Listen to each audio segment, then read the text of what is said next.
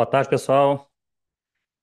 Agradeço a presença de cada um de vocês para mais uma tarde aí, um pouquinho mais longa hoje, mas bastante conteúdo que eu acredito que vai ser muito interessante para cada uma das pessoas, né, que estão já preparando a sua declaração ou para quem está ajudando o cliente nessas questões, tá? Hoje o webinar ele vai ser um pouquinho mais extenso do que o habitual. A gente pretende ficar aqui em torno de 1h30, pode ser um pouco mais, pode ser um pouco menos, mas é por conta exatamente das diversas dúvidas que a gente recebeu, a gente procurou trazer de uma maneira muito explicativa, com mais facilidade, né, mais facilidade de apresentação, e a gente gostaria que vocês participem aqui também, né, fiquem à vontade para enviar as dúvidas.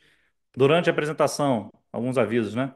Durante a apresentação, vocês vão ver alguns QR Codes espalhados aí pela tela, geralmente no canto inferior direito.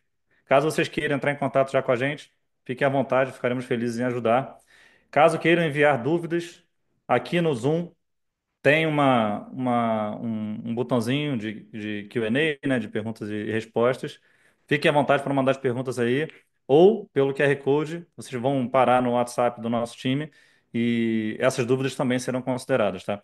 Só para explicar um pouquinho como que a gente dividiu, a gente vai trazer já já a agenda, tá? Mas como que a gente dividiu essa conversa nossa aqui. A gente vai ter cerca de 11 blocos explicativos sobre os temas que a gente já vai mostrar para vocês. Ao final, a gente vai ter uma sessão de dúvidas. Essa sessão de dúvidas a gente vai agir de uma maneira um pouquinho diferente. Antes a gente recebia as dúvidas aqui e durante a gente ia respondendo. Isso pode acontecer também, mas a ideia é que a gente concentre no final tanto dúvidas que foram enviadas previamente, tem algumas dúvidas nessa sessão, como também dúvidas de quem vai enviando aqui vão estar lá no final dessa apresentação também. Tá? Então fique à vontade para mandar quando acreditarem que for o momento adequado. Tá? Compartilhando aqui a tela. Antes, também passando algumas orientações, né? A gente está tendo, né? Todo mundo está tendo essa dificuldade com algumas questões do imposto de renda. A ideia daqui, né, a gente ter uma conversa e trazendo as melhores práticas do que a gente tem visto no mercado e dos nossos estudos internos da legislação, alinhamentos com parceiros, até verificando aí com parceiros, tanto advogados como contadores, como que está sendo o andamento das condutas em determinadas situações.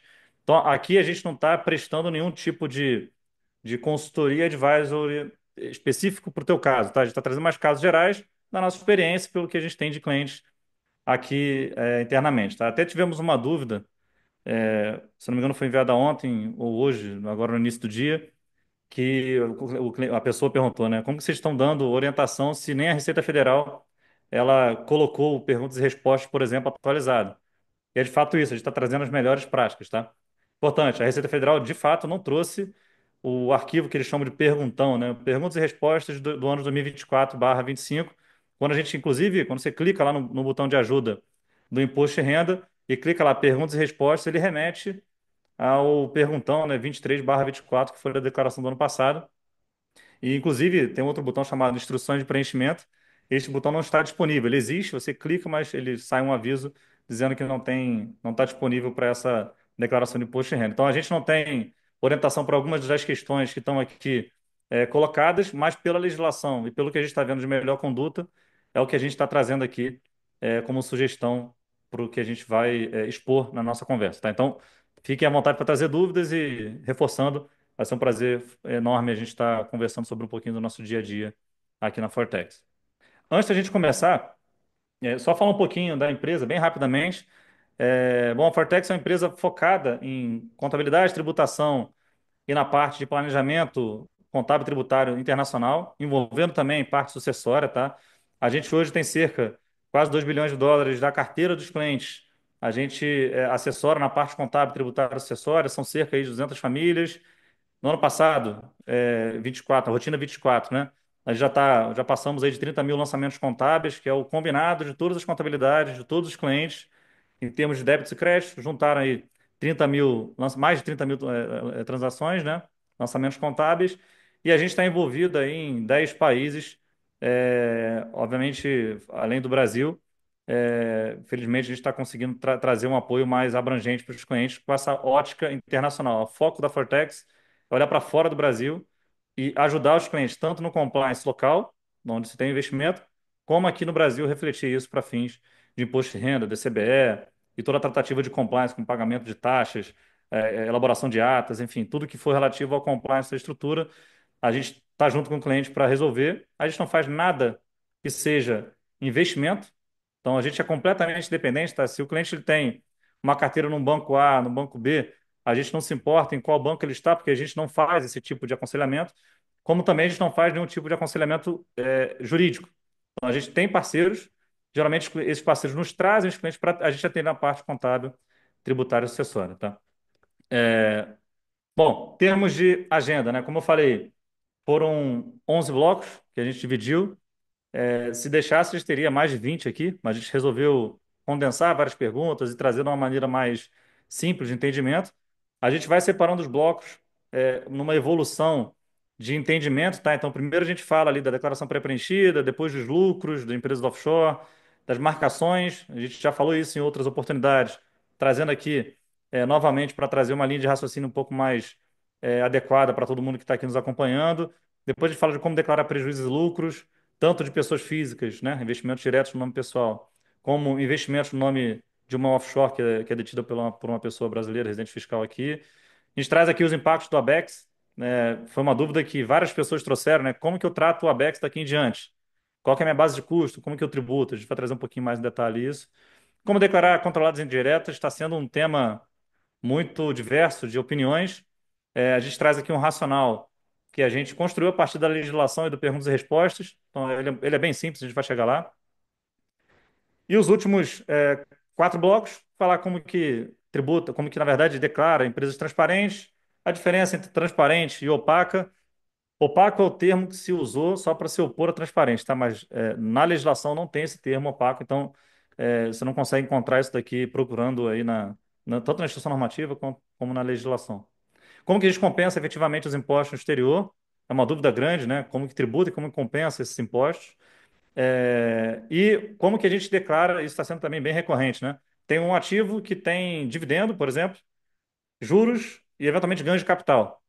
Como que, a depender do tipo de renda, pode ser que tenha imposto no país de fonte de renda, né? Pode ser que tenha imposto, ou, eventualmente por outras operações não vai ter imposto. Como que eu faço para apresentar isso no IR e respeitar os limites que a gente vai tratar um pouco mais em detalhe no decorrer da nossa conversa, tá? Bom, como eu falei, né? Esse QR Code do canto esquerdo inferior, ele leva direto para o nosso WhatsApp. Fiquem à vontade para, caso já tenham alguma dúvida que seja muito específica, vocês queiram dar uma tratativa mais específica mesmo, né, em relação ao seu caso, por favor, envie por esse QR Code, só apontar a câmera do telefone, já vai cair lá no WhatsApp para falar com o nosso time, tá? Primeiro ponto, informação da conta pré-preenchida, tá? A gente tem visto a Receita Federal aumentar a observação, né, de ativos e de rendas, seja no Brasil como também no exterior, e a gente já está acostumado, já foram mais de 4 anos com declarações pré-preenchidas, né? Então, a gente já está se acostumando. Inclusive, a gente recomenda que os clientes comecem as declarações a partir da pré-preenchida. Lá a gente consegue lembrar de várias despesas médicas, lembrar de operações imobiliárias, lembrar de compras e vendas de ativos financeiros. Então, por ali, se começa uma declaração, é o que a gente recomenda, e a gente já está acostumado que essa pré-preenchida traga informações dos nossos bancos, informações dos dividendos recebidos, informações de salários, tá? A gente já está acostumado com isso. Ninguém se assusta quando vem já isso pré-preenchido, com a previdência do INSS, por exemplo. Ninguém se assusta com isso. As pessoas têm se assustado mais com o que é novo, né? O que é novo nessa declaração?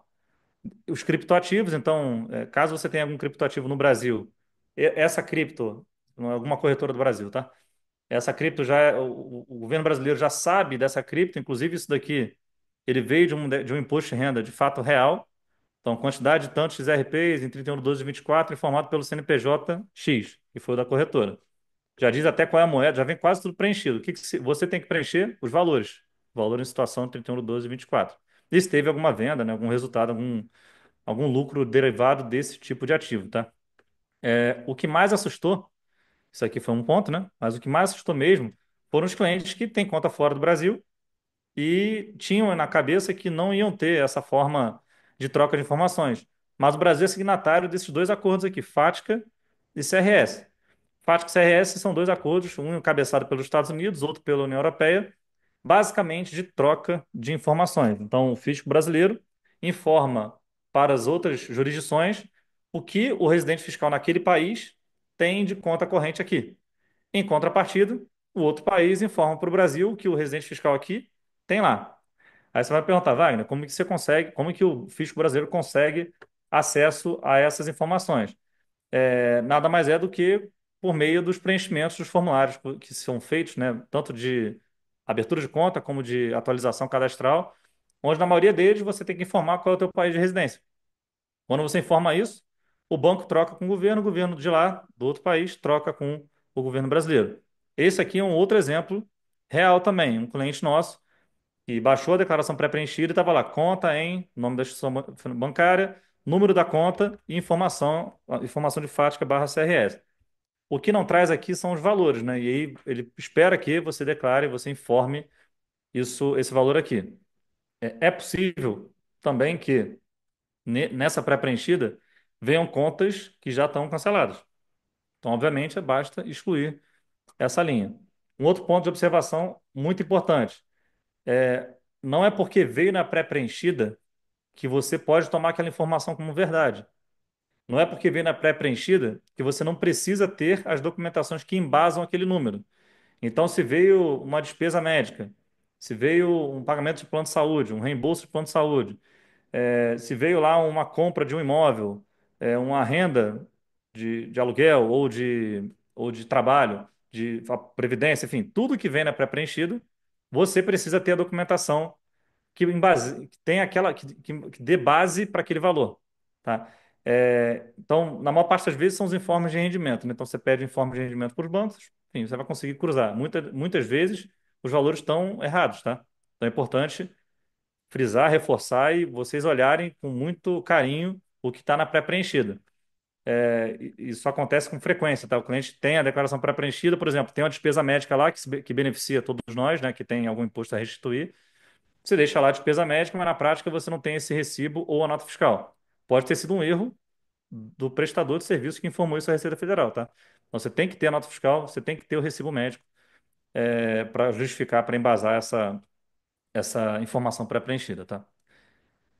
Bom, partindo desse ponto, a gente agora vai para como declarar lucros, né, de empresas offshore no imposto de renda. Esse grupo, né, ele é bem curtinho, porque não tem tanta dificuldade na declaração dos lucros. Declaração de prejuízos a gente vai falar mais na frente. Ali sim, tem um passo a passo, a gente vai trazer um pouco mais em detalhe. Mas os lucros das empresas offshore, eles são baseados a partir das demonstrações financeiras, né? Ou, para alguns, para ficar mais fácil, demonstrações contábeis. Então, nas demonstrações contábeis, você vai ter lá o lucro, né? Nesse exemplo aqui, 93.664,72. Isso aqui é um caso real, tá? De um cliente que tinha esses números aqui, ele só trocou os nomes das contas dos ativos, obviamente, que ele tem, tá? Então, 93.664,72. Esse balanço, importante, tá? Ele precisa mandatoriamente ser preparado ou no IFRS, se for uma empresa não sediada em paraíso fiscal, ou no padrão brasileiro de contabilidade. IFRS é o padrão global, tá? Abaixo do padrão global tem o brasileiro.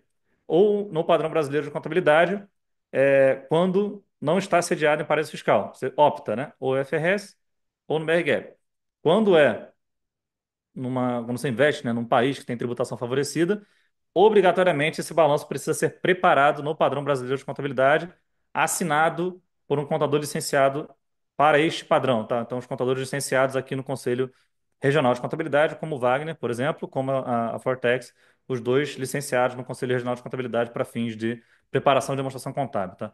Então, assim, dados esses pontos, a forma de apresentar, ela é simples. Você pega ali o lucro, 94.664,72, multiplica pelo câmbio de venda do Banco Central, do dia 31 de 12 do ano referente a esse lucro, né? No caso, a gente está falando de 24.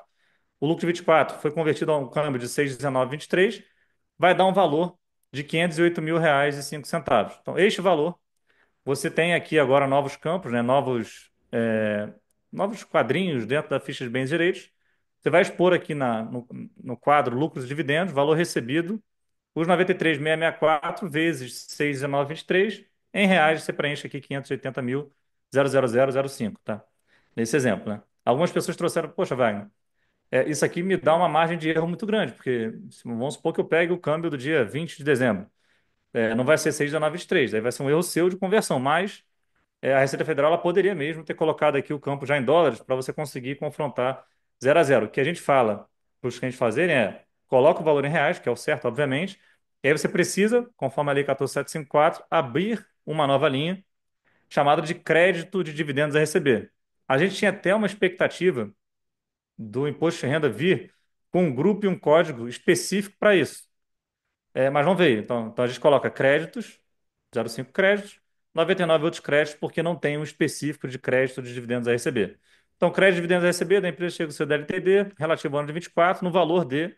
Aqui que você consegue fazer o cruzamento. 93.664,72, nada mais é que o lucro da sua empresa que está na contabilidade. Coloca aqui, converte a 6,19, o mesmo valor que você colocou aqui de 580.000 centavos, você vai colocar aqui na situação em 31 de 12 de 24. Tá? Então, o que a gente tinha até o ano passado, até o ano de 23, que declarou no ano passado em 24, de uma linha única, por cada controlada, direta ou indireta, você vai ter que ter duas linhas, uma de capital social, que é essa de cima, que não muda o valor. Veja, a gente não mudou o investimento do cliente, tá? Ele tinha lá 994 mil dólares, que representava 5 milhões e 160 mil reais. Legal, esse valor está parado, não mexe, tá? O valor do lucro a gente coloca aqui 580 e abre uma nova linha de crédito de dividendos a receber, tá? Isso está na legislação, é obrigatório fazer para todas as empresas que sejam no regime tradicional ou para alguns no regime opaco, né? Que é a mesma característica. E aí, quando a gente veio com essa questão, quando a Receita Federal veio com essa questão de tributar lucro, muita gente levantou a mão e falou: olha, eu não fico satisfeito com essa situação porque tem lucro que eu não realizei. E na legislação eles não trazem uma questão específica de qual é a marcação contábil. Quando se fez a lei, quando se fez a legislação, né, 14.754, não foi pensado na ótica puramente contábil. Então, quando se fala padrão contábil brasileiro, a gente tem alguns formatos de contabilização. A gente vai trazer aqui basicamente três, que são os que vêm pelo CPC 48, né, que é o que traz é o Comitê de Pronunciamento Contábil, o número 48, né, o pronunciamento número 48. A gente vai trazer as três formas de marcação e quais delas a gente segue com maior frequência aqui. Inclusive, a gente recomenda que os clientes sigam, tá? Bom, no CPC 48, o CPC 48 nada mais é do que um reflexo do IFRS 9, tá? Lembrando, o IFRS é global, o CPC ele espelha o IFRS mais adequado à ótica brasileira e NBCTG são as normas brasileiras de contabilidade, pega o CPC e adequa mais ainda para a realidade do Brasil, tá? Nos três tem esses dois, tem essa explicação toda que a gente vai trazer aqui, tá? Bom, a gente tem duas raízes, tá? No CPC 48 e IFRS 9, a gente tem duas raízes de marcação de ativos financeiros, enfim, ativos em geral, tá? Aqui está falando de ativos financeiros. Tem duas marcações: marcação a valor justo e marcação a custo. Marcação a valor justo é dizer, olha, na contabilidade você vai estar expondo o valor de mercado, né, o valor justo por aquele ativo naquela data da contabilidade, por exemplo, 31 de 12 de 2024. Tudo que for valor justo na contabilidade vai estar registrado pelo valor no dia 31 de 12, pelo valor justo, ou valor de mercado naquele dia. Tudo que for marcação a custo, a contabilidade vai estar no valor do investimento, não vai estar o valor de mercado naquela data, tá? Quando a gente olha para a marcação a valor justo, a gente tem duas ramificações. Valor justo por meio do resultado, ou seja, valor justo. Na minha contabilidade eu mostro o valor do ativo no dia 31 de 12 de 24, por exemplo, e o reflexo das variações de mercado e as recepções de dividendos, juros, ganhos de capital de venda de ativo, todos esses reflexos, todas essas variações, elas já vão para o resultado do exercício, já se transformam em lucro, tá?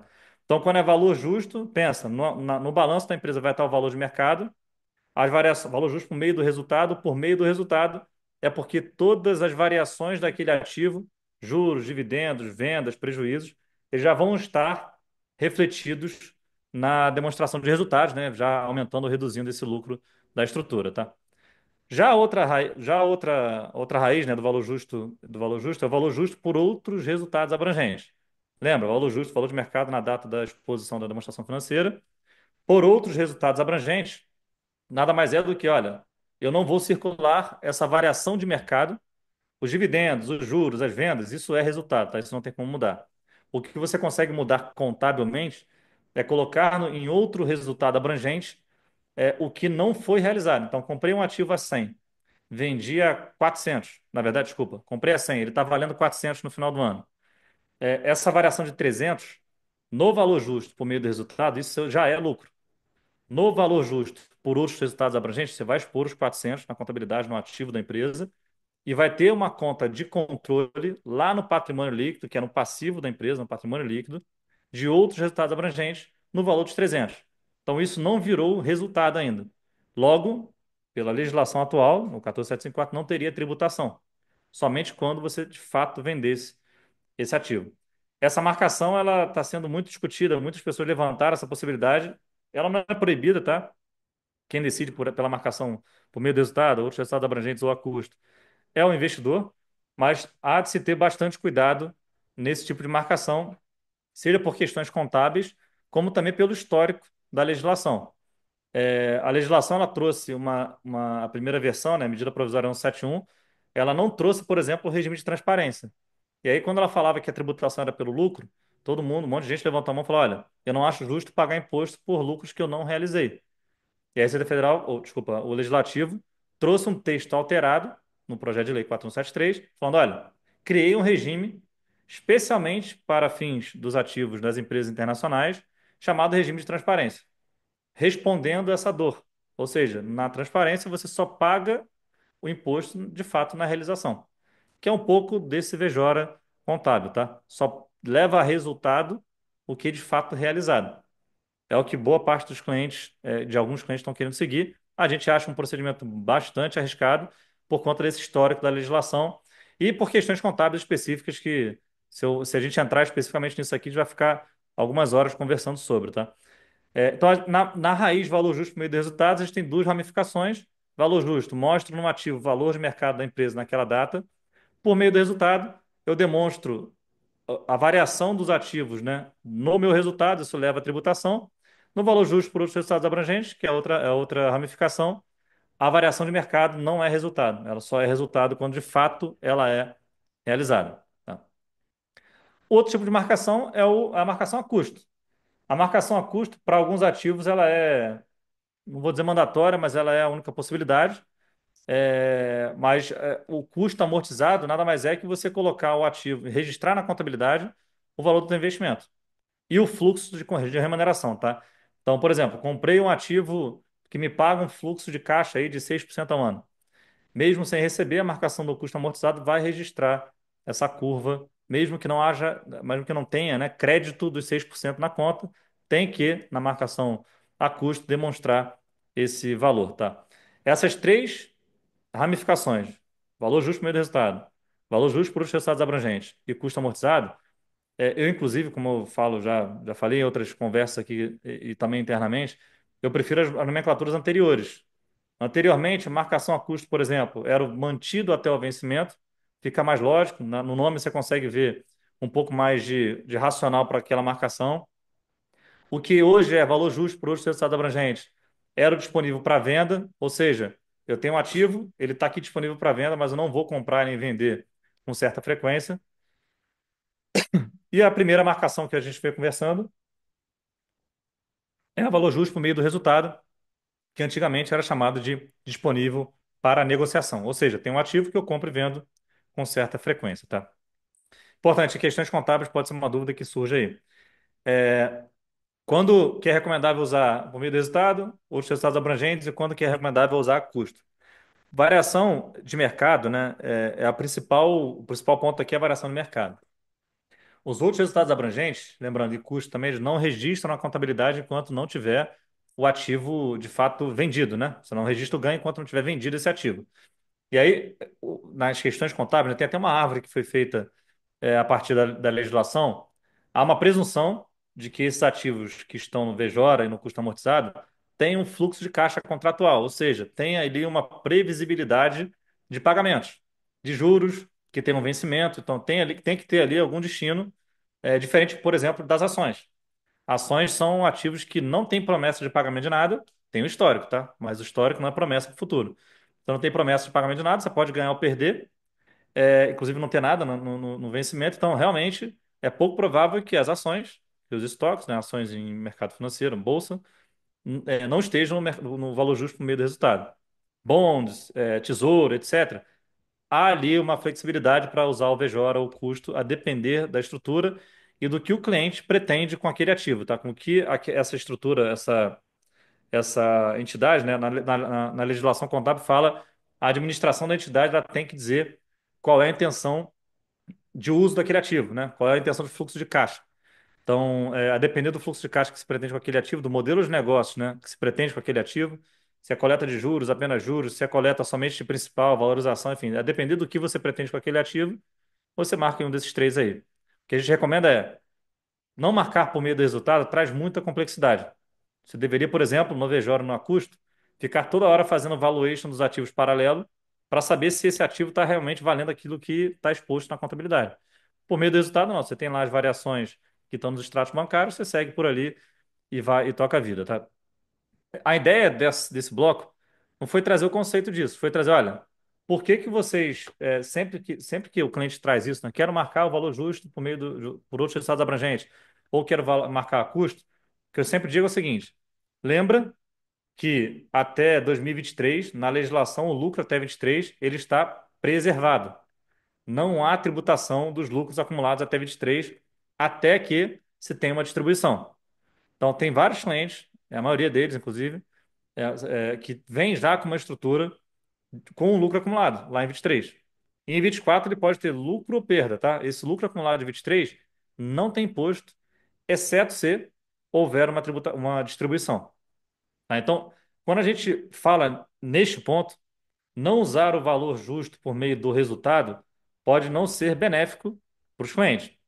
E a gente traz aqui um quadro, uma linha do tempo evolutiva, tá? Essa marcação aqui é como se fosse marcação valor justo por outros resultados abrangentes, tá? Essas contas aqui são contas do patrimônio líquido. Então, outros resultados abrangentes, aqui 151 mil, e lucros acumulados, 195.062.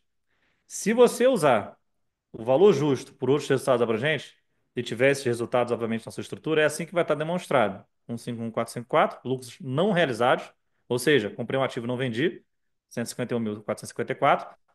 E o que você vendeu, o que você teve de juros, de dividendos, vai estar nesse 195.162. Se você usa os outros resultados abrangentes e, por acaso, vendeu ou pretende vender agora em 2025 em diante os ativos após, né, o ano de 23, você leva esse 151 para a tributação do ano corrente.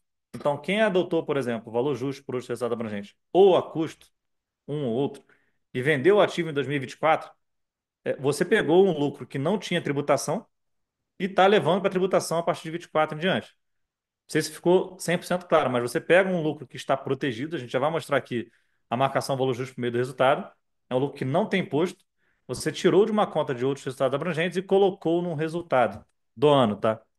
E aí você aumenta a tua base de imposto, vai pagar imposto por algo que não tinha imposto, mesmo sem distribuir dinheiro dessa empresa, tá?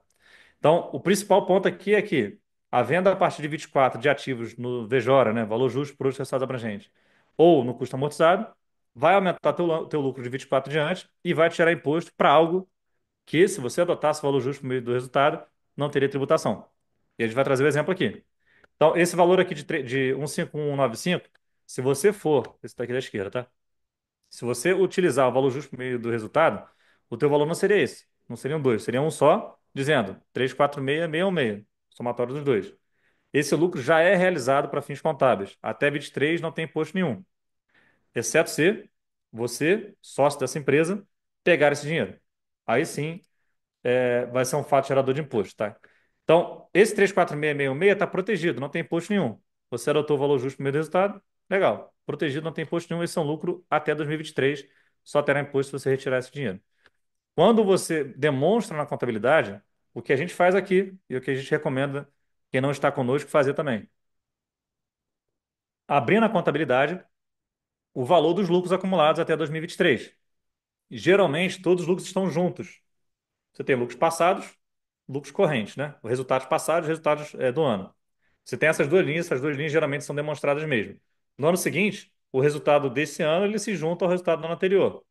O que a gente está fazendo aqui é, olha, o de 23 vai ficar numa linha específica, nunca vai somar nada.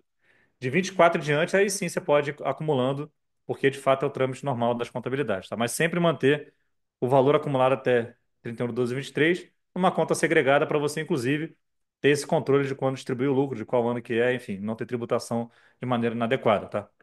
Repara, é, antes você tinha um lucro menor, quando você vende o ativo, você traz o lucro de 23 para o de 24.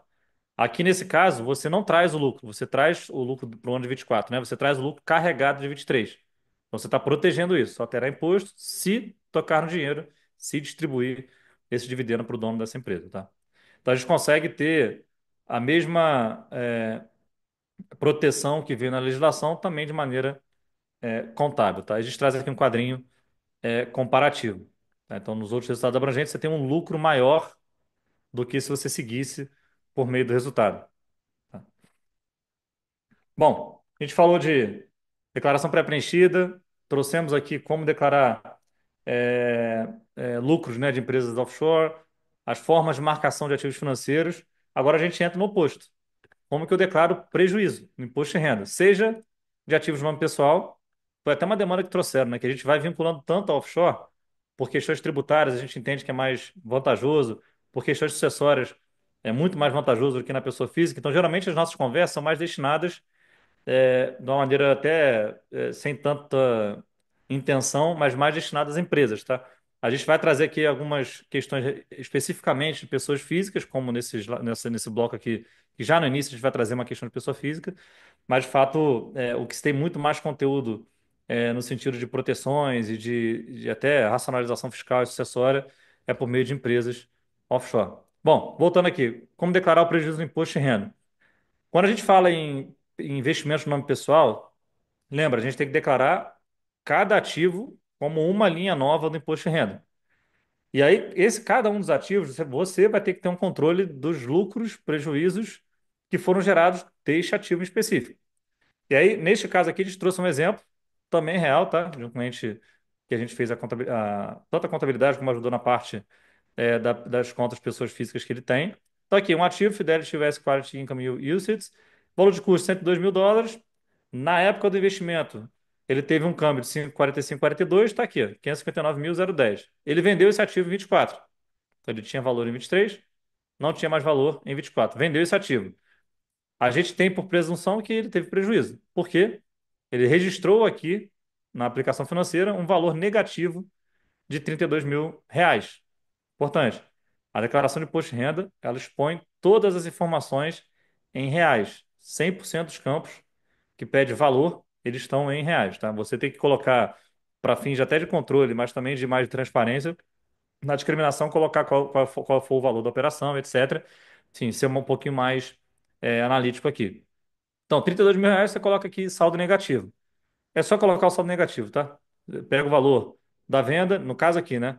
559.010 é o valor de investimento. Então ele vendeu por 527 mil reais, desculpa.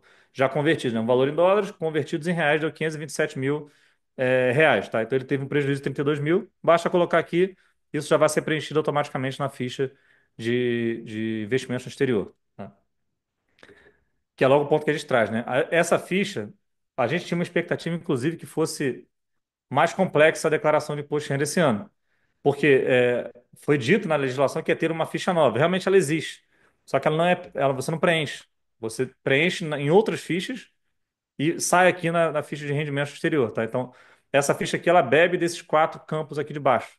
Então, se eu coloquei menos 32 mil aqui, vai aparecer que prejuízo do ano anterior. Isso aqui é um saldo a compensar de lucros no ano de 25, tá? Então, por exemplo, esse cliente, se ele tiver lucro até R$ 32 mil já convertidos, né? No ano de 25, ele não tem imposto nenhum. Passou disso, ele só paga o do excesso. Na pessoa jurídica, a gente já entra com um complicador. No lucro, a gente coloca aqui em valor recebido o valor do lucro. Então, lá, logo no início, o que a gente expôs, né? Mas se der prejuízo, como que se faz, né? A gente não consegue colocar nessa parte aqui que é dedicada às empresas offshore, a gente não, nas empresas internacionais, né? Quando eu falo offshore, é tudo que é fora do Brasil, tá? Então não necessariamente é uma empresa em um país com tributação favorecida, os famigerados paraísos fiscais, mas é tudo que é empresa não residente no Brasil. Então, esse é o campo específico para colocar os lucros e deveria ser também o campo específico para colocar os prejuízos. Só que o imposto de renda veio com essa limitação. Ele não nos dá a possibilidade de colocar valor negativo nesse campo. Então, o que que a gente recomenda fazer? A gente recomenda abrir uma nova linha, tá? Informando que há um prejuízo na empresa, por exemplo, registro de prejuízo de 199.139,91 auferido no ano de 24, comida controlada chega do seu DLTD nos termos. Enfim, você coloca toda a discriminação para dizer, olha, tive prejuízo, bota os saldos zerados e mantém essa linha na tua declaração de imposto de renda, tá? Você não vai ter que conseguir preencher nada aqui desses dois campos aqui, você não vai conseguir preencher porque o teu saldo é negativo. Primeiro ponto, colocar uma nova linha, uma recomendação que a gente faz. Segundo, você tem um controle gerencial dos prejuízos. Lembra, a gente só tem imposto quando se tem lucro, né? De 24 em diante. Então, se esse investidor aqui tiver um lucro na estrutura internacional dele, de até, botar arredondado aqui, tá? Até US$ 200.000, ele não vai ter imposto nenhum no Brasil. Independente do câmbio, tá, gente? Independente do câmbio, olha para a parte, para o valor do lucro ou prejuízo na moeda local, nesse caso aqui em dólar. Então, até este valor de 199 mil no futuro, de lucros acumulados, não vai ter imposto. Então, por exemplo, aqui eles trazem um controle gerencial trazendo esse exemplo. Então, larguei com 199.139 de prejuízo. Aí vamos supor que tem um lucro em 25 de 7 mil, um lucro em 26 de 15 mil. Esses dois lucros não tem imposto ainda. Você vai ter que atualizar esse ativo aqui no imposto de renda, obviamente, expondo os novos saldos, mas ele não vai ter, mesmo tendo lucro, ele não vai ter imposto, porque na legislação prevê que só tem imposto após toda a compensação dos prejuízos passados, tá? Compensação de prejuízos a partir de 24. É uma dúvida também que enviaram. Lucros até 23, eles são compensáveis de lucros, prejuízos, desculpa, até 23. São compensáveis de lucros a partir de 24? Não. O prejuízo até 23, ele é uma vida. O lucro a partir de 24 é uma outra vida. Se você tiver prejuízo em 24, aí sim você pode compensar dos lucros de 25 em diante. E por último, terceiro ponto para você ter tudo conversando e um controle bem robusto das informações é ter na sua contabilidade o registro do teu prejuízo.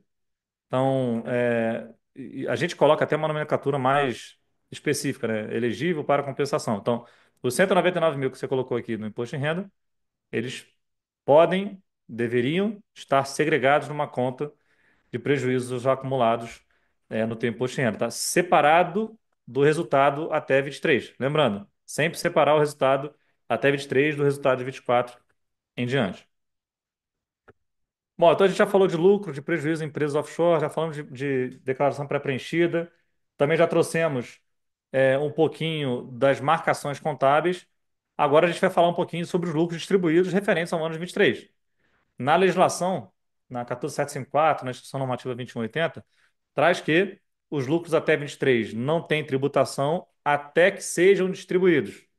Quando forem distribuídos, terão tributação de 15% na declaração de imposto de renda do ano seguinte, tá? Então, vamos supor o seguinte exemplo. Conta aqui de Owners Withdrawals, US$ 128.000, 811. Vamos supor que esse 128.811 seja um lucro de 23. Então, o cliente, o investidor, no ano de 24, tirou 128.811,93. Naquela data da retirada, o câmbio estava 5,2341. Aí também um outro erro conceitual. Algumas pessoas estavam considerando o câmbio do dia 31/12 para fins desse lucro distribuído. Só que o único câmbio que se usa 31/12 é o do lucro da offshore daquele ano. Os lucros passados, até 23, por exemplo, você vai usar o câmbio daquela data. Então, o investidor foi lá, sacou, teve uma despesa ou um conjunto de despesas que os câmbios eram de 5,23 e 41. Tá? Então, somou ali 674 mil reais de valor em real, né? Então tem que ter em reais tem que sempre, a exposição é sempre em reais, tá? Então, um ponto que a gente traz de observação grande é de fato esse câmbio, tá? Esse câmbio aqui, ele pode ser muito expressivo. Lembrando que o câmbio do dia 31/12 de 24 foi de 6,1923, quase R$ 1 de diferença aqui. Então, numa conta grosseira, se você tirasse US$ 100.000, você ia ter um ganho de R$ 100.000, porque é R$ 1 de diferença a cada dólar, né? R$ 100.000 vezes 15%. Então, a gente traz uma observação muito grande para se atentar em relação a esse câmbio. Inclusive, pode ser até uma estratégia, né? Quer tirar dinheiro, quer tirar lucro até 23. Tá certo que câmbio a gente não está aqui para acertar, né? Inclusive, até quem trabalha com isso erra muitas das vezes, não seremos nós que vamos acertar. Mas é olhar ali para um câmbio que fique confortável para o seu caso específico e já tira da conta, tá? Já tira da conta da empresa e vai ser o câmbio daquela data, tá? É importante, você não precisa trazer o dinheiro para o Brasil para isso ser um fato gerador de imposto. Você vai ter fato gerador de imposto pela recepção global. O Brasil tributa todos os lucros ou resultados no mundo, não somente os locais do Brasil, tá? Então, tirou dinheiro da empresa offshore, da empresa internacional, para sua conta pessoal no exterior, mesmo sem repatriar, isso pode ter um evento de tributação. Se for, por exemplo, um lucro até 23, 15%, vezes o câmbio do dia, vai pagar imposto. O imposto é pago no imposto de renda, tá? Então, quem distribuiu o lucro de 23 no ano de 24, faz a conversão e o imposto é devido agora, dia 30 de maio, daqui a algumas semanas. E como que se expõe isso no imposto de renda? Você abre uma linha, de novo, né? A gente recomenda que abra uma linha no imposto de renda. Lembrando, o que a gente vai ter obrigatoriamente no imposto de renda são duas linhas: capital social e uma linha do lucro D24. Você não tem lucro D23 no imposto de renda até que você distribua. A gente aconselha não misturar os dois lucros no imposto de renda para você ter as informações casadas, né? Valor recebido, por exemplo, que está aqui ser convertido, né, pelo câmbio do dia 31/12, exatamente qual o valor do lucro que está na contabilidade, então não misturar esses valores. Coloca uma linha para o lucro de 24. Se você distribuir o lucro de acumulado até 23, né, abre uma nova linha, coloca ali o valor que foi distribuído, então, por exemplo, US$ 128.000, US$ 128.000. Coloca a discriminação, ela é livre, tá? A gente recomenda trazer um pouquinho mais de detalhe, até citando a legislação, e coloca aqui o campo lucros de dividendos, valor recebido 674.387. Lá na ficha de rendimento exterior, isso já vai ser automaticamente preenchido e trazido para a tributação de 15%. Tá?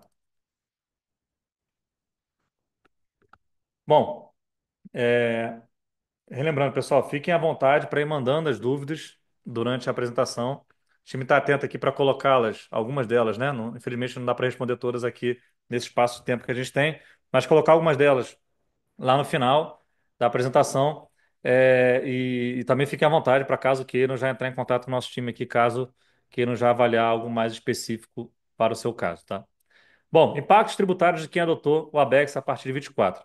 Antes da gente entrar nisso, o que que foi o ABEX, tá? O ABEX foi uma janela específica da declaração de imposto de renda do ano passado. Inclusive foi um programa separado, enfim, foi específico, uma janela até maio de 2024, onde as pessoas, por livre e espontânea vontade, por sua vontade, elas poderiam atualizar os seus ativos localizados no exterior ao valor de mercado e ao câmbio do dia 31/12 do ano de 23. Isso foi uma janela. Não é mais possível adotar o ABEX. A gente tem recebido várias pessoas trazendo, eu quero adotar o ABEX agora. Não pode. O ABEX foi uma janela até maio de 24, relativo à database de 2023. Quem fez a atualização já mudou um pouquinho a declaração de imposto de renda e já adota o imposto de renda como a gente está dizendo agora, em duas linhas: capital social, crédito de dividendos a receber. O que a gente fala é, também coloque na sua contabilidade o valor específico da atualização. Lembra, sempre procurem colocar a contabilidade conversando. Isso aqui é uma conta contábil, tá? Não tem nada de prática de contabilidade, nem está infringindo nenhuma norma contábil, não. É uma conta contábil, desde que os números estejam sendo de maneira fidedigna apresentados, você pode colocar esse valor aí, qualquer conta que deseje, de maneira analítica, ser apresentada de forma fidedigna, pode ser colocado no teu balanço, na tua demonstração financeira. Então, aqui, por exemplo, quem fez o ABEX, a gente separa numa conta específica. Aí vamos supor que o cliente teve US$ 257.000 de lucro acumulado até 23 e fez o ABEX, tá? Então, lá no imposto de renda, ele já expôs esse lucro e já aumentou a tua base para o capital social. Como que ele fez isso no ano passado? Ele pegou o valor do lucro, 257.623, colocou aqui, converteu pelo câmbio do dia 31/12/23, 4,8413. A gente até brincava ali que eram os novos 26562 lá do programa de repatriação. Então, 4,8413 foi o câmbio de 31/12/23. Então, Então ele tinha um dividendo de, em reais, de 1.247. Esse 1.247 teve lá a tributação da BEX, já foi pago o imposto, enfim, e demonstrado no imposto de renda da seguinte maneira: uma linha nova, como eu falei, né? Capital social sempre foi mandatória a apresentação. Quem fez o ABEX já antecipou uma tratativa desse ano. Esse ano você precisa mandar colocar capital social e o lucro do ano. Quem fez o ABEX já fez isso, ou deveria ter feito, no ano passado. Demonstrado capital e o lucro até 23 já tratado de maneira definitiva, né? Tributação definitiva é quando você não tem novo imposto sobre esse mesmo valor, tá? Então, nesse exemplo aqui, o cliente já tinha 1.247.000 declarados em 23, tá? Então aqui a gente está falando de 2023. Legal. E aí, quando ele for distribuir esse lucro, a maior dúvida que os clientes têm, legal, agora dos 257 aqui, eu tirei 128. É o mesmo exemplo que a gente trouxe no passado, nos slides anteriores, mas é mais para trazer uma mudança de cabeça aqui. Dos 257, eu vou distribuir 128. Como que eu exponho isso no imposto de renda? Legal. Então você tem lá um valor de 623.617,20 em reais, tá? Vamos supor que ele distribuiu 128, é importante, tá? Ele tem 257 mil em imposto de renda. Deixa eu botar dois aqui. Ele tem 257 mil em imposto de renda. 1.247. Vamos supor que ele distribuiu a metade, tá? O 128.811 é metade dos 257. Então a gente vai pegar quanto que aquele valor representava em 31/12/23, 623.617 mil reais. Então, a gente tem esse valor aqui de base, distribuído numa data que o câmbio estava 5,2341. Então, nesta data, em reais, esse valor representava 674.214,52. Nesta operação aqui, o cliente ele teve um ganho de 50.597. Este ganho você precisa expor no imposto de renda. Foi um ganho que você teve. Só que ele é um ganho não tributável. A Receita Federal falou: quem adotou o ABEX não tem novo imposto sobre aquela base de atualizada, tá? Então, o lucro, peguei o lucro inteiro, paguei os 8% de atualização, jogo numa conta específica da contabilidade, coloco no meu imposto de renda. Quando eu distribuir qualquer variação cambial, positiva ou negativa, positivo não me gera imposto, negativo não me gera crédito, tá? Então, nesse caso aqui, 50.597,32, positivo, você vai expor na ficha de rendimentos isentos e não tributáveis. Nessa ficha, a gente, de novo, não tem um código específico para colocar para colocar essa renda, né, de ganho de capital isento. Então, o que a gente fala é, coloca lá no código outros, beneficiário titular ou dependente, depende da sua declaração, nome do contribuinte, não precisa preencher CNPJ nem CPF, porque a empresa provavelmente não tem essa informação. Coloca lá nome da fonte, descrição e o valor. Esses 50 são exatamente o ganho, tá? Voltei um slide aqui. Então, o ganho é 50.597, coloca lá na ficha de rendimentos isentos e não tributáveis. Lá na ficha de bens e direitos, você vai atualizar os valores aqui, tá? De 1.247.234 para 623.617, que agora é o seu novo saldo livre de tributação para novas distribuições, caso haja algum ganho cambial nesse caso, tá? Bom, a gente está agora mais ou menos na metade da nossa conversa. A gente vai entrar sobre como declarar efetivamente, né? Como é uma dúvida que está surgindo bastante, né? As pessoas estão um pouco confusas de como declarar as empresas indiretas, porque na legislação e na gestão normativa, na Lei 14.754 e na IN 2180, a gente não tem um bloco específico para dizer, olha, abre as controladas indiretas desta forma.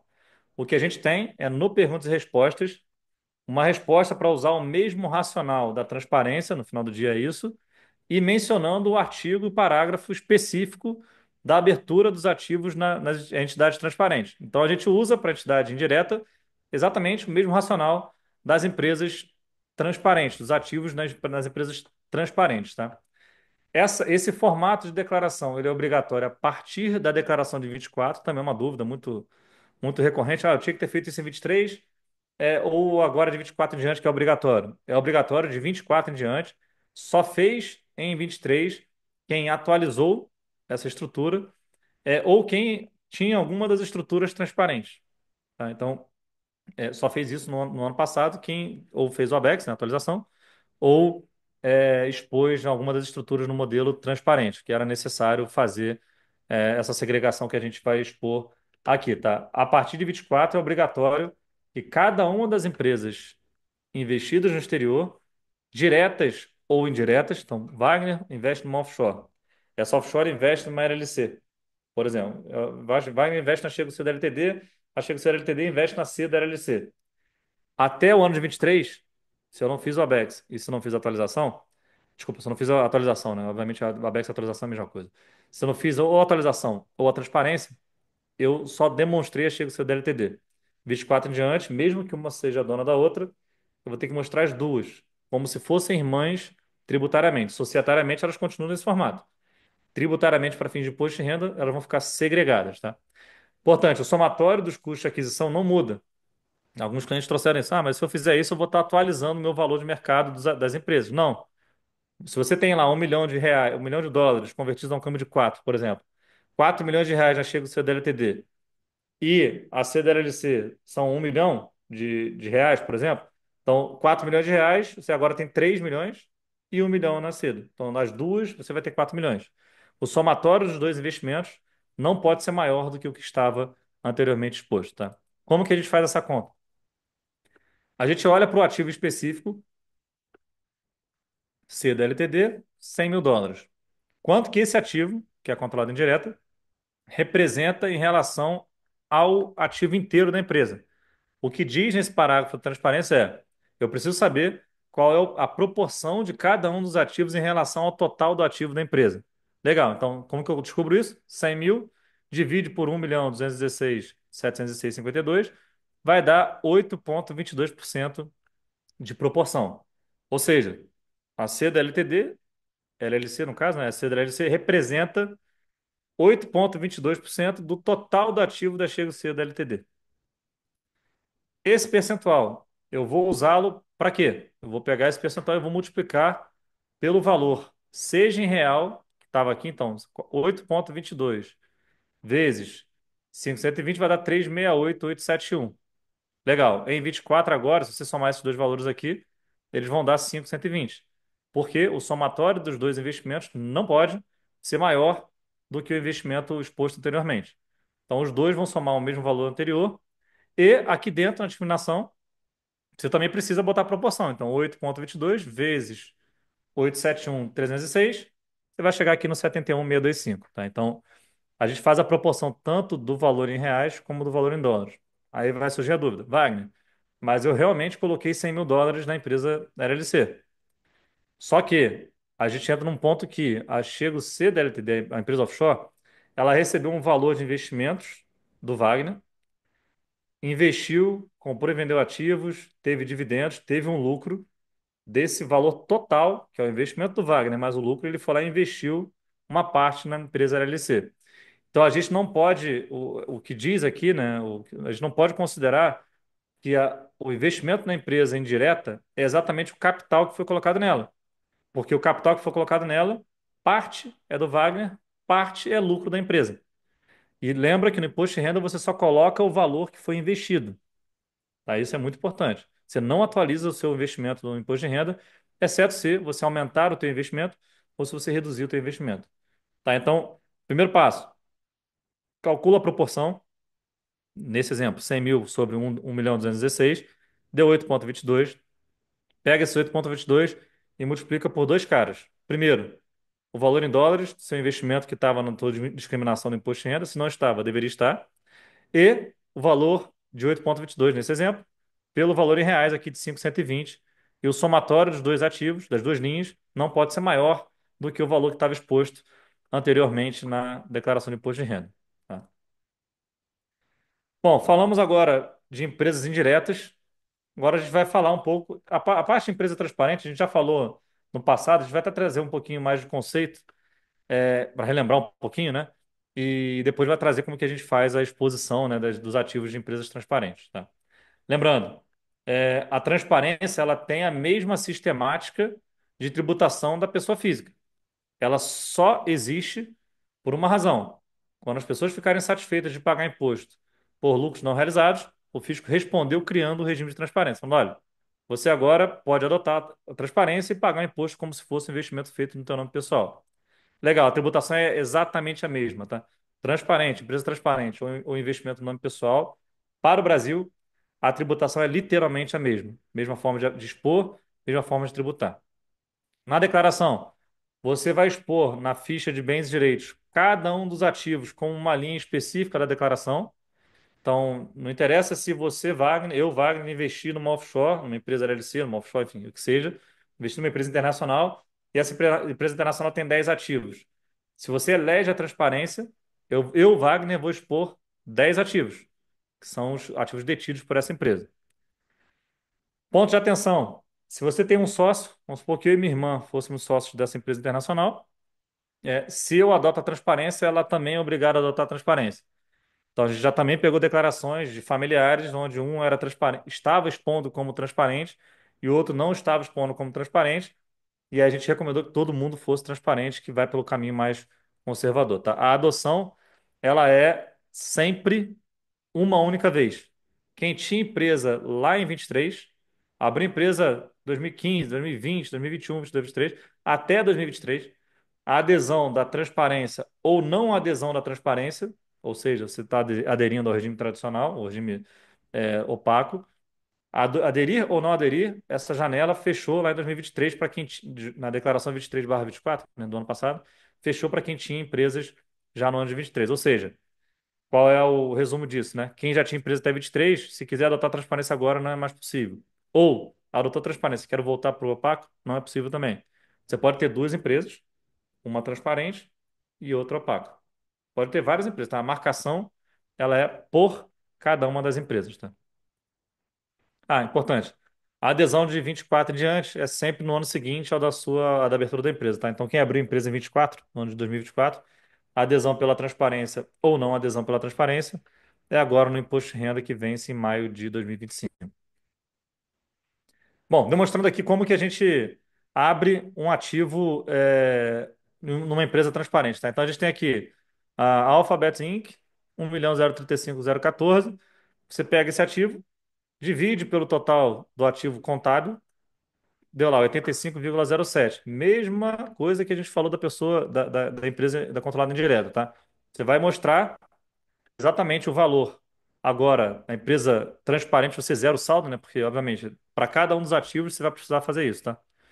Para caixa equivalente de caixa, para bancos, né? Conta de banco, para esse ativo aqui, para outra empresa do Rumo LTD, para outra empresa não controlada, você vai ter que tirar essa proporção e declarar uma linha para cada um dos ativos, lembrando de colocar o investimento de maneira proporcional, seja em dólares como em reais. O somatório de todos os valores abertos em reais não pode ser maior do que o que estava na sua declaração de imposto de renda do ano anterior. Bom, e como é uma dúvida também mais conceitual, né? Muitas pessoas trazem essa questão, né? Quando que eu adoto a transparência? Quando que eu não deveria adotar a transparência, tá? Bom, primeiro ponto. No regime de transparência, a gente traz aqui 7 pontos, tá? No primeiro ponto é o seguinte: na transparente, qual é a principal diferença, tá? A principal diferença é exatamente esse ponto um. Na transparente, você só tributa o que foi efetivamente realizado, que é o que a gente chama contabilmente de regime de caixa, tá? Caiu na conta, tem que apurar, ver se teve lucro. Tendo lucro, está exposto à tributação. Na opaca, ou no regime tradicional, você usa o regime de competência. Você não precisa ter o caixa. Pela competência dos ganhos, pela data que ele foi realizado, você tem essa geração de lucro e pode ter, ou lucro ou prejuízo, né? Pode aumentar ou reduzir o teu resultado. O maior impacto aqui são nos ganhos não realizados, né? Então, na transparente, você não tem imposto de ganho não realizado enquanto não realiza. Na opaca, você tem tributação, se adotar o valor justo por meio do resultado, você vai ter tributação dos ganhos não realizados, mesmo que não haja nenhum efeito caixa, nenhum recebimento de valor na conta da empresa. Segundo ponto, na transparente, você só tem permissão. Desculpa, na transparente é igual na pessoa física, tá? Então, os ativos é o que eles bebem o que já se tinha de benefício das empresas até 2023. A gente compensava, sempre compensou ganhos de perdas de empresas internacionais. Se você adotar a transparência, o regime é o mesmo da pessoa física. Você compensa prejuízos de ganhos. Diferente do Brasil, né? No Brasil, a gente só consegue compensar prejuízo de ganho na renda variável. Se você tiver ganho fundo, tiver ganho num título de renda fixa, essas tributações são definitivas, né? Tem lá os 15, eventualmente progressivo ou regressivo, vai ter tributação daquela renda, daquele ganho, e se você tiver uma perda numa ação, ou no ouro, ou enfim, alguma renda variável, você não tem compensação desse ganho. Quando a gente fala internacional, todo ativo financeiro, toda perda de ativo financeiro, você compensa de ganho. Então, perdi num fundo, eu compenso no ganho de ações. Perdi numa ação, eu compenso no ganho de ETF. Perdi na ETF, eu compenso no ganho de REITs. Perdi num bonde, ganhei num bonde, eu perdi num bonde, eu compenso dos dividendos das ações. Então, assim, você consegue compensar as perdas entre perdas e ganhos entre diferentes ativos de diferentes naturezas, tá? Na Alpaca a gente já tinha isso, nas empresas, a Alpaca equiparando ao que era o passado, né? Já tinha esse benefício das empresas compensarem prejuízos e ganhos, e na Alpaca você consegue, inclusive, descontar despesas.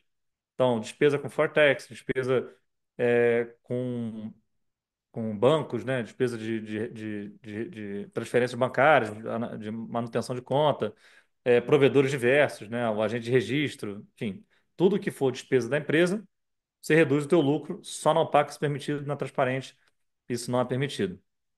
Terceiro ponto, na transparente, como também na pessoa física, só é possível compensar os impostos pagos no exterior caso o Brasil tenha um acordo com esse país, que pode ser de reciprocidade fiscal ou para evitar a bitributação. São dois tipos diferentes de acordos. Reciprocidade fiscal, o Brasil tem com a Alemanha, Reino Unido e Estados Unidos. E acordos para evitar bitributação são mais ou menos uns 40 acordos que o Brasil tem. Então, por exemplo, Suíça, Portugal, Espanha e por aí vai. A gente tem vários acordos. Então, se o Brasil tiver acordo, permitir a compensação. Se o Brasil não tiver acordo, não é permitida a compensação. E aí você vai perguntar, Wagner, qual é o ativo, qual é o país que o Brasil não tem acordo e comumente os clientes investem? Irlanda do Norte. O Brasil não tem acordo com a Irlanda do Norte. Logo, se tiver um imposto lá, então os UCITS da vida, por exemplo, tiver um imposto lá, não tem compensação do imposto do Brasil. Isso significa que, se você pagar, sei lá, 10% de imposto lá, vai ser 10 lá mais 15 aqui. Já na empresa opaca, você pode pagar, a empresa pode pagar imposto em qualquer lugar do mundo e esse imposto é compensado do que seria devido no Brasil por essa mesma renda. Esse é um ponto importante porque você não fica mais travado com relação a essas questões, além de questões acessórias e tudo mais de eficiência tributária, como a gente comentou, você não fica mais travado com relação a qual país você está investindo. Tem que observar se tem acordo e tudo mais. Você compensa de qualquer país, inclusive os impostos devidos. Tá? Na legislação fala imposto pago sobre rendas ou devidos sobre os lucros. Então, vamos supor que você tenha uma empresa sediada nos Estados Unidos, no regime corporation, por exemplo. Corporation tem a tributação de 21% fixa sobre os lucros, flat. Então, se você teve US$ 100.000 de lucro, US$ 21.000 vai ser essa tributação dessa empresa.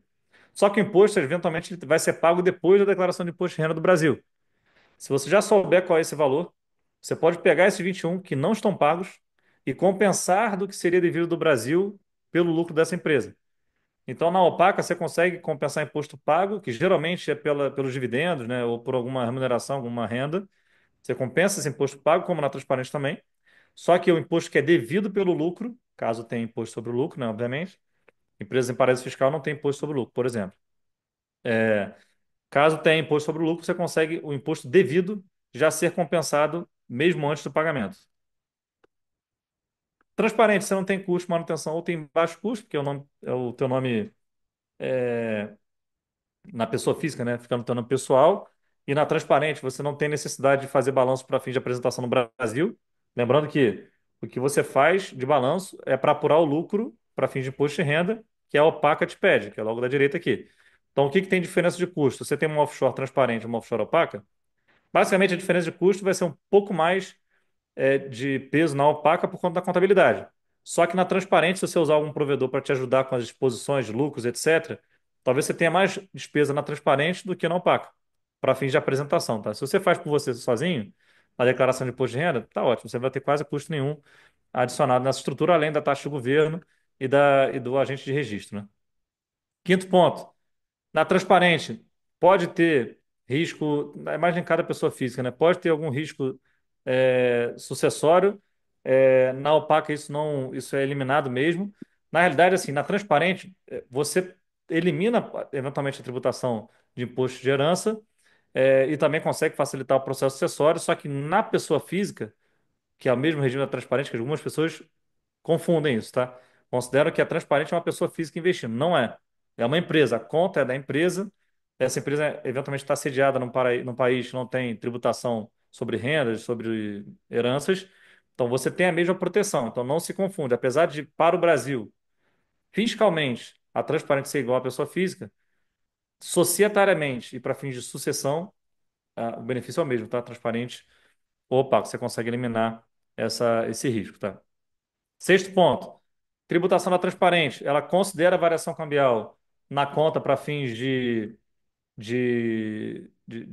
achar, né, qual é o lucro da estrutura, né? Então, por exemplo, tenho lá US$ 100.000 investidos num ativo que eu paguei, na época o câmbio estava 4, então eu tenho R$ 400.000. Vendi e botei esse dinheiro dentro da offshore transparente, tá? Então tem R$ 400.000 ali. Vendi esse ativo por US$ 100.000, de novo, não tive ganho, mas o câmbio estava 6. Então, vendi por 600, algo que eu comprei por 400. Na transparente, na pessoa física, vai ter tributação de 15% por essa variação. Tá? Então, tem tributação sobre variação cambial. Já na opaca, a gente não tem essa questão de variação cambial na conta, porque a gente só usa um câmbio. Apurei o lucro da empresa, dólar, euro, francos, enfim, o que for, libra, apurei o lucro da empresa na moeda local, converto para o Brasil, para o câmbio, para o real, câmbio de venda do Brasil, e neste valor, se for positivo, eu tenho imposto. Se for negativo, eu acumulo para o ano seguinte. Então, quando a gente fala que na Alpaca não tem imposto sobre variação cambial, é porque nesse exemplo que eu dei, US$ 100.000 de investimento, US$ 100.000 de venda, na transparente teria imposto por conta da variação cambial, na Alpaca não teria. Você comprou por 100, vendeu por 100, não teve lucro nenhum. Tá? Se tivesse lucro, teria tributação somente sobre esse lucro. E por último, a gente considera uma declaração de empresa transparente muito mais complexa do que uma declaração de uma empresa opaca. Por quê? Na opaca são duas linhas, lembra? Capital social, que você sempre declarou, e crédito de dividendos a receber, que é específico do ano de 24. Na transparente, você não vai ter essa linha de crédito de dividendos a receber, você vai ter o valor da empresa zerado, né? O capital social que você sempre declarou, vai zerar esse capital e vai abrir, se você tiver 40 ativos, vai abrir 40 linhas de declaração de imposto de renda. Se tiver 100 ativos, são 100 linhas de declaração de imposto de renda. Então, realmente, torna a declaração mais volumosa e com controles mais, com necessidade de maiores controles para fins de cada um dos ativos que se tenha, tá? Estamos no penúltimo bloco, tá? Antes das dúvidas. Então, a gente vai entrar agora na parte de como efetivamente compensar os impostos pagos no exterior. É uma dúvida que está sendo muito, muito, muito frequente, porque nas empresas, nas opacas, né, principalmente, a gente tem o valor do imposto como uma despesa da empresa. E as pessoas ficam, poxa, eu vou reduzir, o meu benefício é só apenas a despesa? Na lei, não. Na lei fala que o imposto pago no exterior ou devido pelo lucro da empresa, em sua totalidade, será compensável do imposto que seria devido no Brasil por aquela mesma renda. Legal, como que a gente vai fazer para compensar isso? Temos dois pontos, né? Na pessoa física, a gente, como eu falei, né, a gente só pode compensar de países onde se tem acordo. Então, investir na Irlanda do Norte, se tiver imposto lá, não tem compensação aqui. Geralmente, nos países onde os brasileiros investem, geralmente tem acordo com o Brasil, tá? Então, normalmente não é um problema, mas pode ser caso o Brasil não tenha acordo com esse país em específico que você investe. Na pessoa jurídica, a gente pode compensar o imposto pago e devido, pelo lucro pago pelo rendimento, devido pelo lucro dessa empresa. Legal. Na pessoa física, a gente tem que ter um cuidado no que se refere a ter no mesmo ativo dois tipos de renda. Por exemplo, tive dividendos e tive ganhos de capital, ou juros, tá? Um ou outro. É indiferente porque são rendas diferentes, tá? Então, um dividendo, outra renda, juros ou ganhos de capital. Você só pode compensar o imposto pago pela adição, que seria o imposto que foi pago no exterior, né? Só pode compensar na pessoa física do valor que seria devido por adição daquela renda. Então, por exemplo, vamos supor que você teve lá US$ 100.000 de renda. Desses 100 mil, 50 mil são dividendos, 50 mil são juros. Ótimo. Desses 50 mil de dividendos, a gente vai ter US$ 15.000 de retenção na fonte nos Estados Unidos. Tá? Vamos supor que seja um investimento nos Estados Unidos, tá? US$ 50.000 de renda, os US$ 50.000 vão gerar 30% de imposto nos Estados Unidos, US$ 15.000. Esses 15 mil só podem ser compensados dos 15% que aqueles 50 mil de dividendos gerariam no Brasil. Ou seja, eu vou pagar US$ 15.000 no final do dia, né? 30% lá fora, paguei 15 mil. No Brasil seria 7,5, 15% dos 50. Então eu só posso compensar no Brasil 7,5. Os outros 7,5 eu jogo fora. Se eu tive uma outra renda, então 50 mil dividendo, 50 mil ganho de capital ou juros, tá? Vamos supor que seja ganho de capital, para ficar mais fácil. Vendi o ativo, tive US$ 50.000 de ganho. Esses 50 mil geralmente não tem imposto. Juros e ganhos de capital geralmente não tem imposto no país fonte da renda. Esses 50 mil terão imposto no Brasil de 15%. Aí você vai falar, poxa, vai, eu paguei imposto de 30 lá fora e vou pagar 15 da outra parte? Vai. Vai pagar 30 da parte que teve imposto retido e vai pagar 15 no Brasil pela parte que não teve imposto retido. Então a gente tem que observar exatamente qual é o tipo de renda, qual foram as retenções feitas daquela renda para não compensar o imposto devido por uma renda de um imposto, do imposto devido por uma renda no Brasil, de um imposto pago por uma outra renda no exterior, tá? Então, é pela renda específica, tá? Dividendo é uma renda, ganho de capital é uma outra renda, juros é uma outra renda diferente. Na pessoa jurídica, a gente já tem a possibilidade de compensar todo o imposto. Porque na legislação fala compensação do imposto pago no exterior, quando é pessoa física, quando é pessoa jurídica, tá? Uma offshore. Compensação do imposto pago no exterior diretamente do imposto devido pelo lucro dessa empresa aqui no Brasil. Então, você vai pegar esse valor nesse mesmo exemplo, US$ 100.000, 50 mil de dividendos, 50 mil de lucro, de ganho de capital. Desses 50 mil, você teve uma retenção de 15 mil. O total da empresa qual foi? Lucro de 100 mil, menos os 15 mil de imposto, né? Então, teve um lucro de 85. Desses 85, vai gerar 15%. Aí você vai pagar, deveria pagar 15% desse valor, só que você já pagou 15 previamente, né? Dentro da empresa, a empresa já pagou 15%. Então, ela pega um imposto de uma renda e acaba compensando de outras rendas. Tá? A gente vai trazer um exemplo mais prático para tangibilizar um pouco desse caso, tá? Então vamos lá. Primeiro exemplo. Vamos supor aqui que teve. São esses dois lançamentos aqui, tá? Recebimento de dividendos de 5.800, 1.392 de retenção do withholding tax, tá? Por um acaso, a gente pegou um exemplo que é no dia 31 do 12, tá? Você tem que pegar os câmbios relativos a essa data quando é no nome pessoal. Legal. Como que eu converto isso? 5.800 vezes o câmbio da data de venda, né, da data do dividendo, desculpa, o câmbio de venda da data do dividendo, nesse caso, 6,1923. Pessoal, é um acaso, esse aqui é um exemplo, que é dia 31 do 12 o investimento, mas tem que pegar o câmbio de venda do dia da operação. O dia dessa operação aqui foi, por acaso, o último dia útil e que pode confundir com a questão da conversão, né, dos lucros de empresas offshore. Legal, convertido deu R$ 35.916. Quando eu vou olhar para o imposto eu pego o valor do imposto, converto pelo câmbio de compra, não é o de venda, câmbio de compra naquela data, vou ter um valor a compensar de 8.619. E aí, como que vocês põem isso no imposto de renda? É tão simples quanto, depois de feito esse cálculo aqui, você é só expor aqui, né? Então, 1.000 ações da Alphabet, totalizando US$ 61.000, custodiadas no banco do XPTO. Situação nos dois, a gente não teve venda aqui, né? Só teve dividendo. Então, não teve novo investimento. Então, o valor é o mesmo. Expõe aqui R$ 35.000, 916,21. E o imposto pago, 8.619,03. Legal. E já tem tudo resolvido, né? Lembra, quando preenche esses campos aqui, o imposto de renda já joga automaticamente lá na ficha de rendimentos do exterior, tá? Nesse caso aqui não vai ter novo imposto, porque 15% de 35.916 é menor do que 8.619, tá? Especificamente.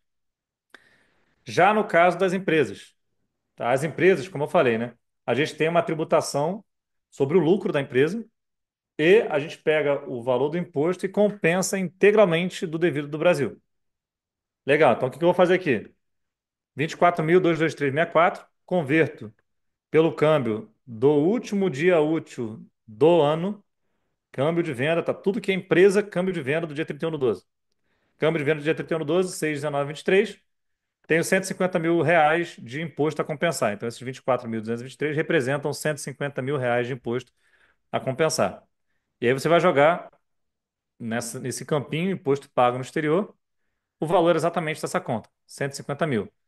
Só que na empresa você tem que ter um cuidado, porque este lucro de 69, ele já está líquido do imposto, ele já está deduzido, já está reduzido do valor de 24 mil. A gente, não está dito isso na legislação, a gente, por boa prática, por conservadorismo, recomenda que esse valor de lucro seja aumentado em relação ao que está na contabilidade, exatamente no valor do imposto que foi pago, tá? Então, para quem é contador conhece o livro A, livro B do lucro real, seria exatamente excluir e adicionar eventualmente alguns valores para fins de exposição tributária, tá? Então, nesses 69 mil, como que a gente vai fazer? Temos um lucro aqui de 69 mil, a gente teve um imposto. é, Desculpa, até voltando, então passo atrás, né? Esses 69 mil, se você bota para tributação automática, os 69 mil diretamente, você vai estar compensando duplamente, tá? Por quê? Primeiro ponto, 150 mil é o teu imposto a compensar, tá? Primeiro ponto, você vai compensar 150 mil. Isso é fato. Se você pega os 69 mil, que é o teu lucro, e multiplica pelo câmbio do dia 31/12, diretamente, sem devolver o imposto para esse lucro, sem retirá-lo dessa conta, né? Você vai ter um imposto de 430 mil. Legal. Aí você vai expor aqui 430 mil e vai compensar 150. Você vai estar compensando duas vezes o mesmo imposto. Por quê? Você vai estar reduzindo o teu lucro no valor do imposto e também adicionando esse lucro aqui como imposto pago no exterior. O que que a gente recomenda fazer? Legal, vamos voltar, ou seja, vamos retirar. Opa,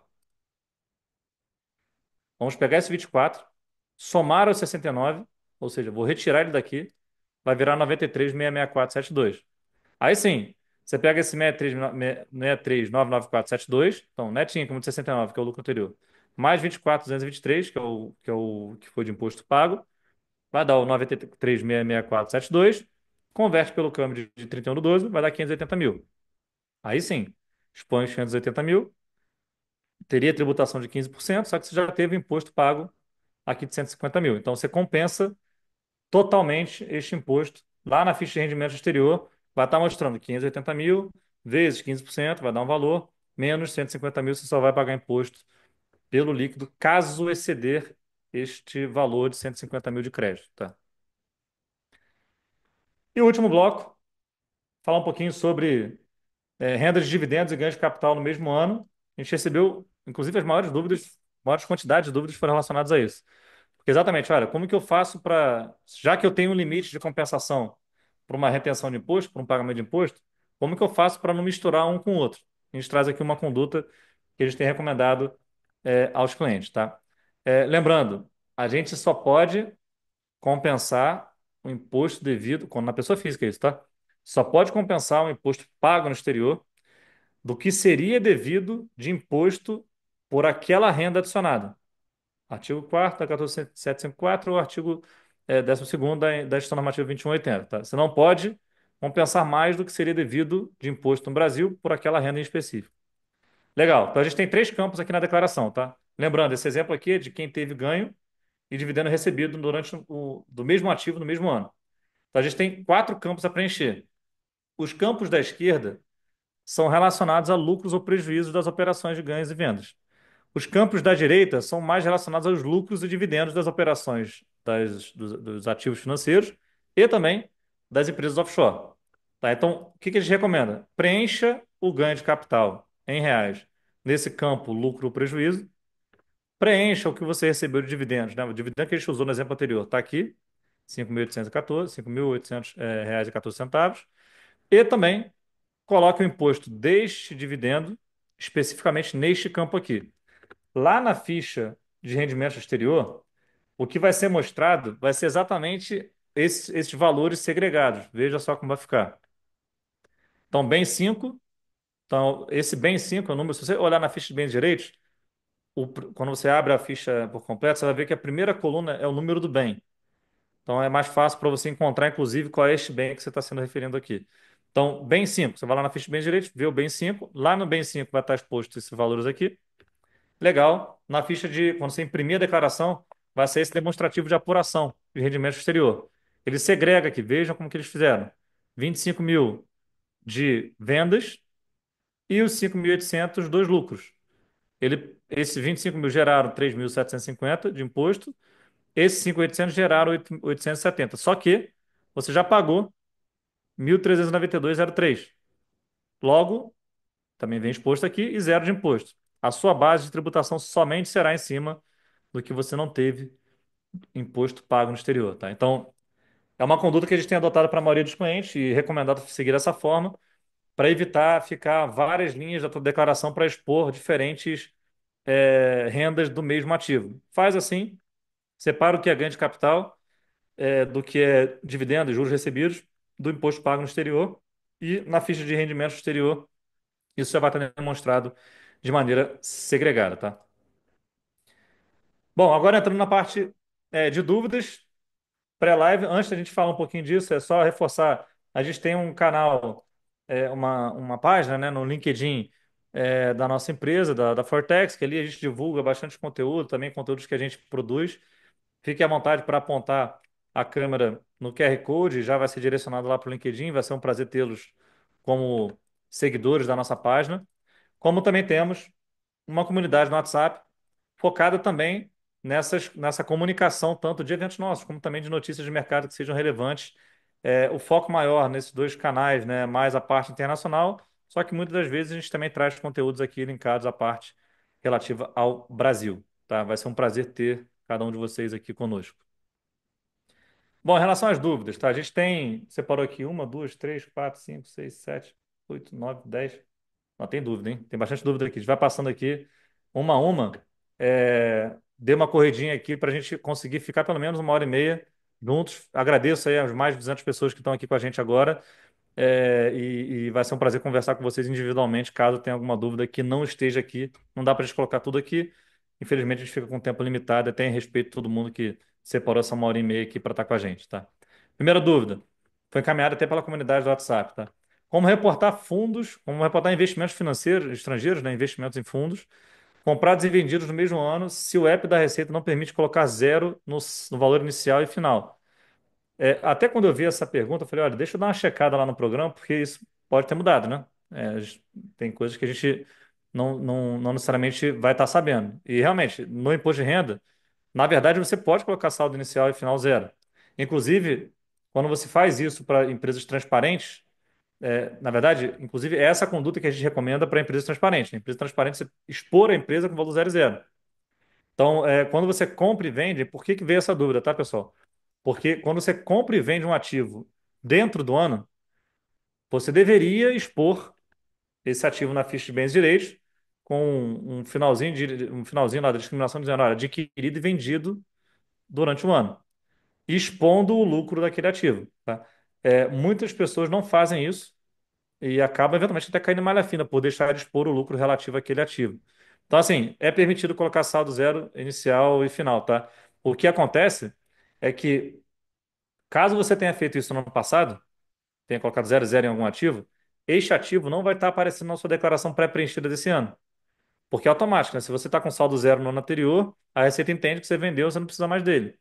Então, por isso que eu comentei durante a nossa conversa, para olhar a sua declaração do ano anterior, os ativos que estão lá com final zero, se realmente eles não deveriam estar na sua declaração. Se eles realmente não deveriam estar, só deixar a vida seguir. Se eles tivessem que estar na sua declaração, copia ali as informações e coloca. E pode colocar saldo zero zero que vai tranquilo, tá? No imposto de renda vai ter um aviso. Antes de você enviar, vai ter uma lista de avisos. Fica até com um símbolozinho de um triângulo amarelo, um aviso mesmo. O aviso não impede o envio da declaração. O que impede o envio da declaração são os erros. Tá? Se tiver erro, você tem que resolver. Se tiver aviso, pode seguir a vida que não tem problema nenhum. Outra dúvida: saldo em conta corrente não remunerada e dólares mantidos em espécie pode ser atualizados pela cotação de 31/12/24, colocando os rendimentos como isentos sem ter limite de valor como os dólares se houvesse venda. Tá? Vamos lá. Conta corrente não remunerada, você sempre atualiza o saldo. Vai ter que atualizar o saldo. Tá? E a variação dessa conta é isenta e não tributável. Já os dólares mantidos em espécie, você tem uma isenção de US$ 5.000, se não me engano, de ganho. ou dólares ou reais, tá? O valor de 5 mil. Se você tiver ganho maior do que isso, tem tributação de 15%, tá? Mas o que se atualiza mesmo é o saldo em conta corrente. O valor em dólares mantidos em mãos, não. Como funciona a tributação para quem sai do Brasil? É possível não pagar o imposto sobre o lucro da offshore por não ter fechado o ano fiscal? Essa dúvida é interessante. Por quê? A gente tem na legislação dizendo que a apuração do lucro das empresas no regime tradicional, né, nas opacas, ela é feita com base no lucro apurado no dia 31 do 12. E aí, quando você sai antes, o que acontece, né? Vamos supor que você saiu dia 30 de abril do Brasil, 30 de abril de 24. Você tem que expor o lucro ou não? A dúvida é mais em relação a isso, né? Como que funciona a tributação nesse caso? O que a gente recomenda, o que a gente fala para os nossos clientes é: a legislação veio para tributar o que não era tributável, que nunca teve tributação. Logo, não é porque você saiu do Brasil que você não tem que pagar um imposto ou expor ou ter prejuízo, né, acumulado. Enfim, de alguma maneira expor esse patrimônio até aquela data, tá? Quando você envia a saída fiscal, é um processinho em duas etapas, basicamente, tá? Primeiro você comunica, então você pode comunicar a qualquer momento no ano, com o limite de ser em fevereiro até o último dia 8 de fevereiro do ano seguinte. Então você comunica a saída, você não informa nada de patrimônio. E no prazo do imposto de renda, você envia a declaração de saída definitiva. E nessa declaração de saída definitiva, você expõe todas as rendas, todos os ganhos, todo o seu patrimônio até aquela data de saída, 30 de abril, como eu disse. Então, o que a gente fala é: faça um balanço com data do dia 30 de abril, por exemplo, se fosse a sua saída fiscal, e tendo lucro ali, tributa os 15%. De maneira conservadora, tá? Não é o que está na lei especificamente, porque não trataram disso, mas de maneira conservadora a gente recomenda que siga por esse caminho. Próxima dúvida: como declarar empréstimos adquiridos no exterior? Qual câmbio utilizar? Há algum benefício? Poderia comentar? Legal. Então, o que que era muito utilizado até 2023? O cliente, quando investia numa empresa internacional, muitas vezes ele colocava parte do investimento como capital social, como é até o momento, e parte do investimento como um empréstimo dele contra a empresa internacional. Por que que isso era vantajoso? Porque até 2023 a gente tinha uma isenção de R$ 35 mil para operações de ganho de capital. E a amortização dos empréstimos, né? Então, eu emprestei, por exemplo, US$ 100 mil.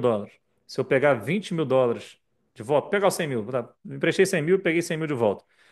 Qual que é a tributação que incidia e continua incidindo, tá? Era de 15% pela variação cambial desse valor emprestado a um câmbio, por exemplo, de 5. Se eu peguei ele de volta, o câmbio estava a 6, eu ganhei R$ 1 a cada dólar, logo eu tinha que pagar 15%. Isso continua da mesma forma. A diferença é que agora, a partir de 24, esses empréstimos eles são equiparados a ativos financeiros. Então, ter um empréstimo, ou ter uma ação, ou ter um bond, um fundo, ou um REIT, ou o ETF, enfim, todos esses investimentos, para fins da Lei 14.754 de disposição do imposto de renda, é a mesma tratativa. Investir US$ 100 mil, câmbio de venda daquela data, converte pelo real, né, o câmbio de venda daquela data, é isso que fica lá. Quando você amortiza o empréstimo, prejuízos ou ganhos cambiais, você paga o imposto somente na declaração de imposto de renda do ano seguinte, tá? O empréstimo, assim, o benefício para comentar é muito específico de pessoa para pessoa. A gente teve alguns clientes que fizeram, inclusive era de uma casa específica, eles emprestaram dinheiro para a empresa, eles tinham a crença que o câmbio ia cair. Então eles botaram lá, vou chutar um valor aqui, tá? US$ 300 mil. O câmbio estava 5, então botou R$ 1,5 milhão. Eles tinham expectativa do câmbio cair mais. Ele caiu. No caso, botar R$ 6. Então, botou o câmbio a R$ 6 e o câmbio caiu para 5 e pouco, como está agora. Se ele amortiza o empréstimo, ele gera prejuízo. Prejuízo no nome pessoal, ele é compensável do lucro da empresa offshore. Então, para offshore é indiferente. Tirou dinheiro, colocou para ela, entrou, saiu dinheiro. Só é investimento, mais prejuízo cambial, vai ser benéfico porque você vai compensar dos lucros em reais dessa empresa offshore. Então, eu diria que hoje, atualmente, a vantagem seria mais esse caminho aí, mas tem que analisar caso a caso. Não é uma questão que é para todo mundo, tá? Outra dúvida, por favor, entendem que é possível compensação do imposto de renda pago no exterior por controladas opacas, mesmo em países que não há acordo? Exatamente, então não vou terminar de ler, mas assim, a dúvida é exatamente a que a gente explicou de compensação de imposto exterior. Se você tiver investimento numa empresa opaca e ela tiver imposto pago em qualquer país do mundo, Sim, você consegue compensar sem ter que olhar o país em específico para fins de compensação, né, de desconto do imposto aqui do Brasil. Próxima, no caso de offshore transparente, qual a taxa de dólar para converter? Dividendos e juros recebidos no exterior, novas aplicações no exterior, imposto pago, Petax de compra, Petax de venda, taxa do dia do evento, taxa do dia 31/12. Legal. Empresa transparente é a mesma tratativa de pessoa física. Ou seja, você vai usar sempre os câmbios das datas das operações. E aí, dividendos, juros, vendas de ativos, você sempre usa o câmbio de venda, câmbio de venda do Bacen. Câmbio de venda e câmbio de compra é uma diferença nas últimas duas casas, tá? Os câmbios sempre têm quatro casas decimais, tanto na centena quanto no milhar, mas a diferença é muito pequena, é menor do que um centavo por cada real, tá? Então, fazendo tudo certinho, você faz o câmbio de venda do dividendo, câmbio de venda dos juros. Aplicou de novo, pegou esse dinheiro e aplicou o investimento? Legal, câmbio de venda de novo. Sempre câmbio de venda.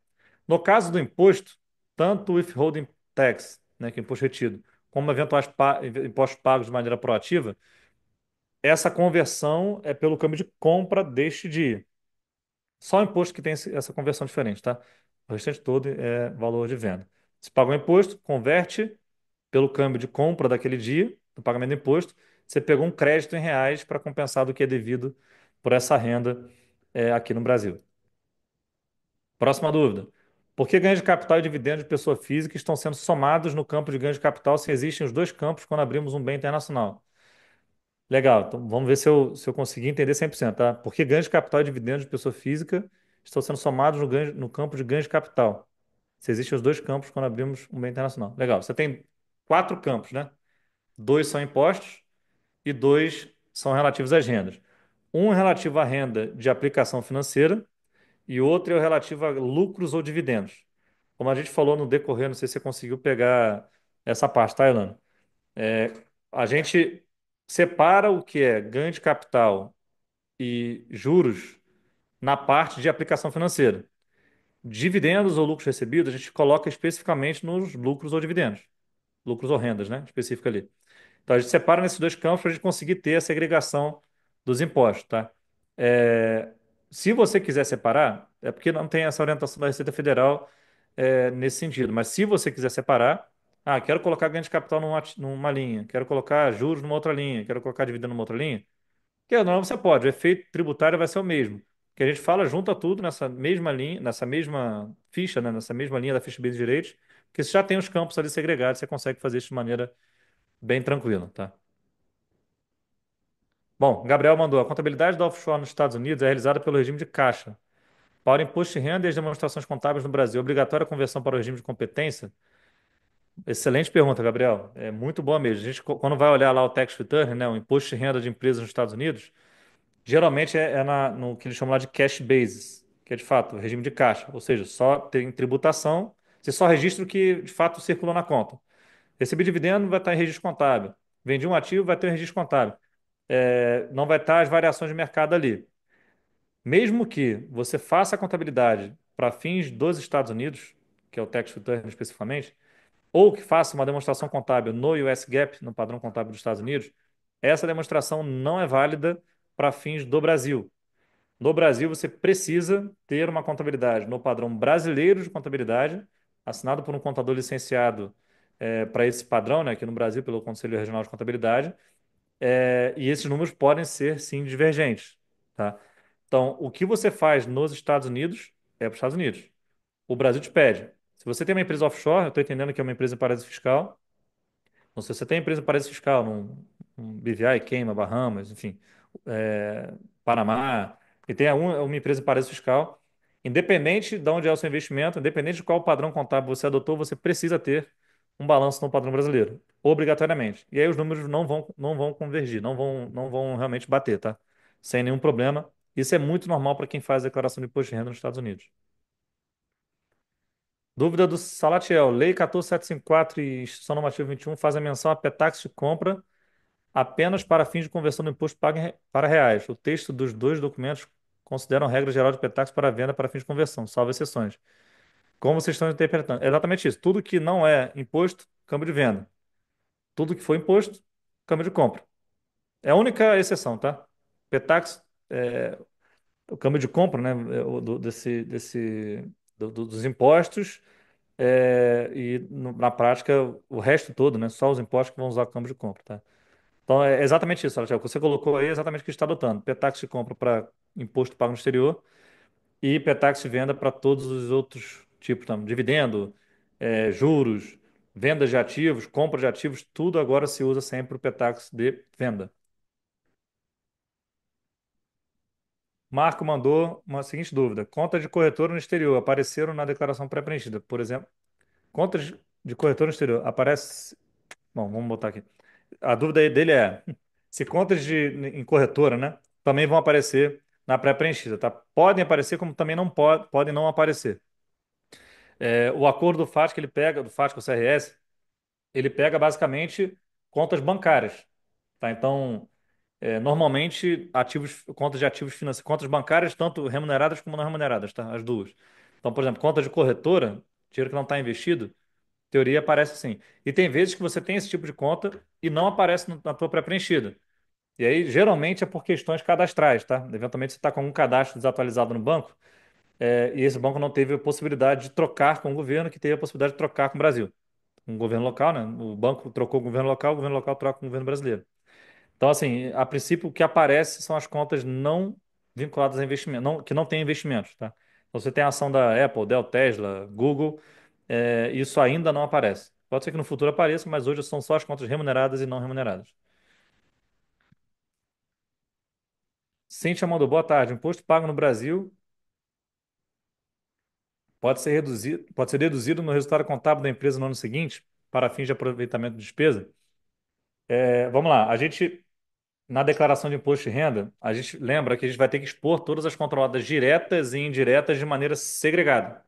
Então, se você tem uma offshore, uma empresa internacional, que detém a brasileira, o que você declarava até o ano passado, que era só offshore, só empresa internacional, você esse ano vai declarar as duas.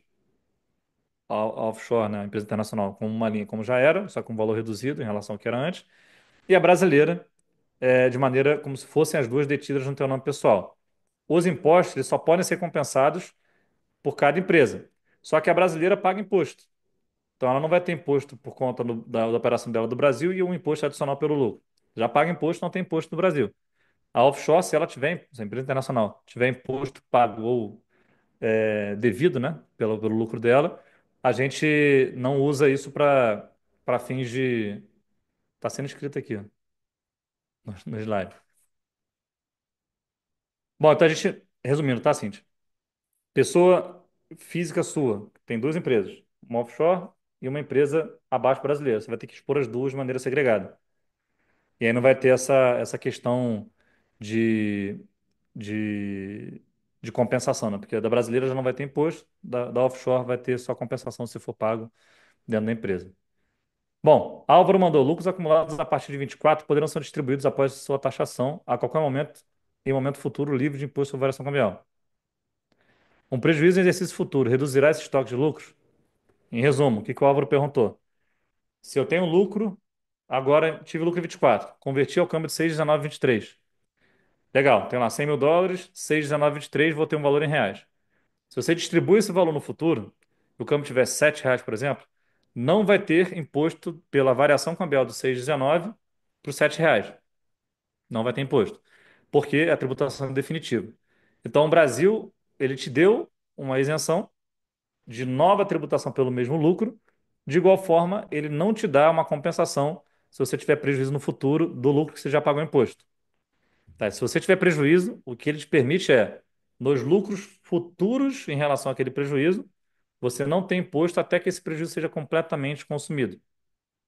Tá? Então, é isso. Gerou prejuízo, você compensa do lucro do ano seguinte. Você não tem restituição de imposto. Tá? Farid perguntou: nas subsidiárias de offshore para fins imobiliários, a depreciação de imóveis no exterior pode ser acumulada ou somente a partir de 23? Nas subsidiárias de offshore para fins imobiliários, a depreciação de imóveis no exterior pode ser acumulada ou somente a partir de 23? Vamos lá, a depreciação, ela e aí eu vou até linkar com um ponto em relação aos Estados Unidos, né? Geralmente os imóveis, pelo que a gente vai ver na maioria das vezes, realmente são de investidores com capital nos Estados Unidos. Então, imóvel nos Estados Unidos. Lá nos Estados Unidos, a depreciação ela pode chegar, pode ser de 27,5 ou 35, 35 anos, 27,5 anos ou 35 anos, a depender do tipo de ativo. Mas também há uma possibilidade de acelerar a depreciação, que eles chamam lá de bonus depreciation. Então é normal que você invista no ativo imobiliário, principalmente ativos profissionais, né, com operadores profissionais, eles façam um estudo para ter um bônus depreciation, pegar o que seria 35 anos, dividido 35 avos, né?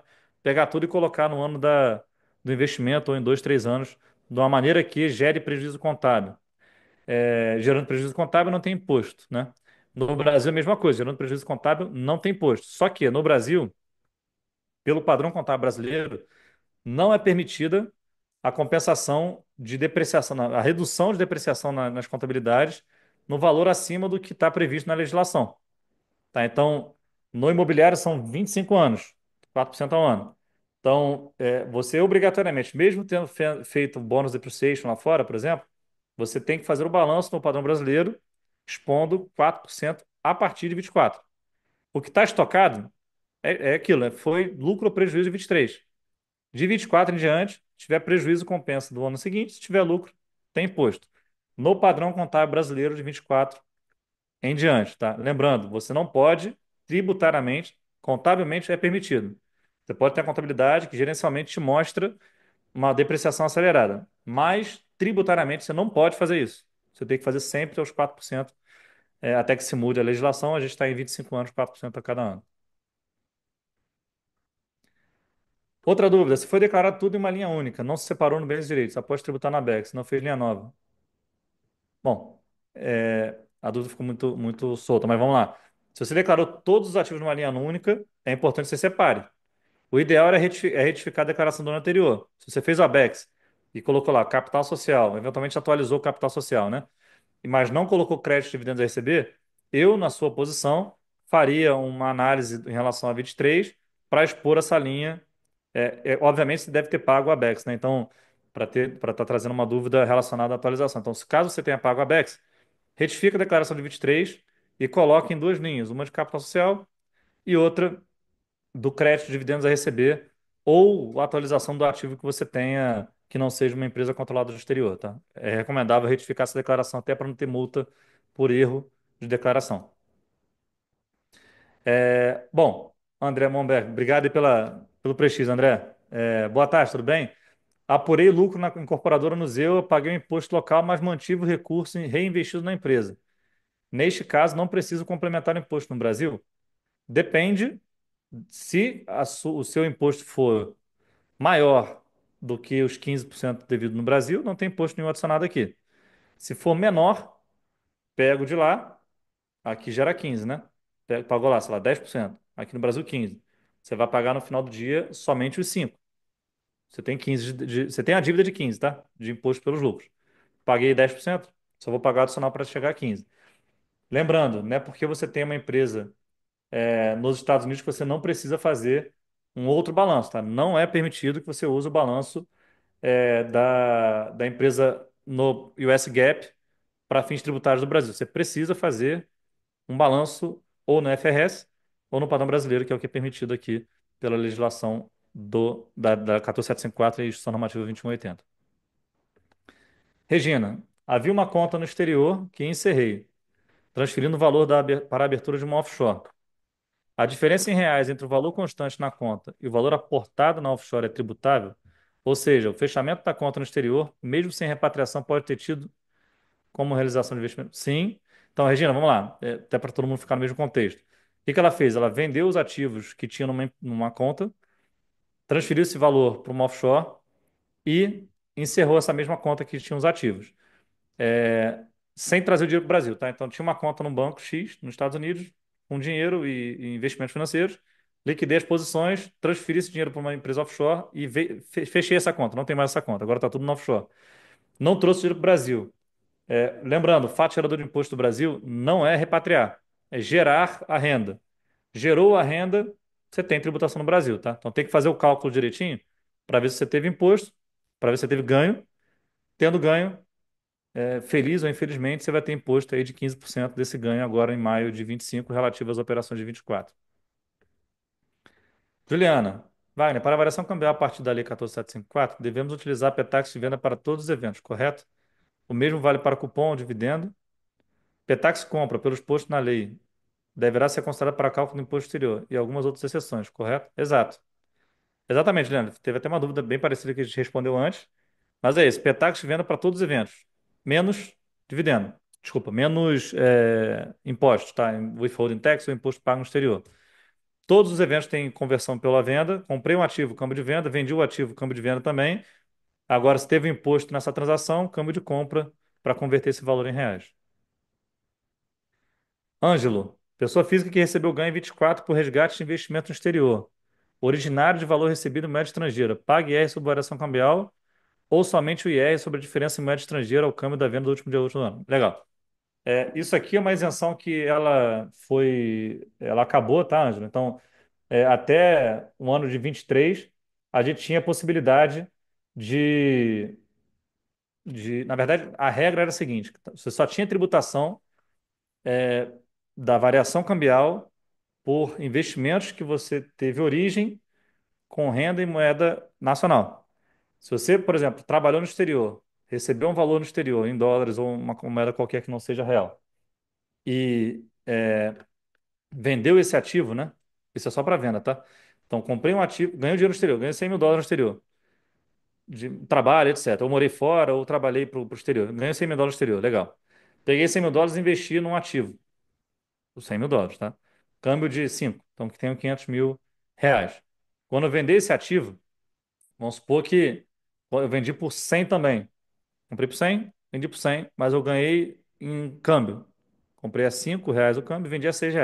Até 23, como a minha origem de capital era rendimento oferido em moeda estrangeira, você não tinha imposto pela variação cambial.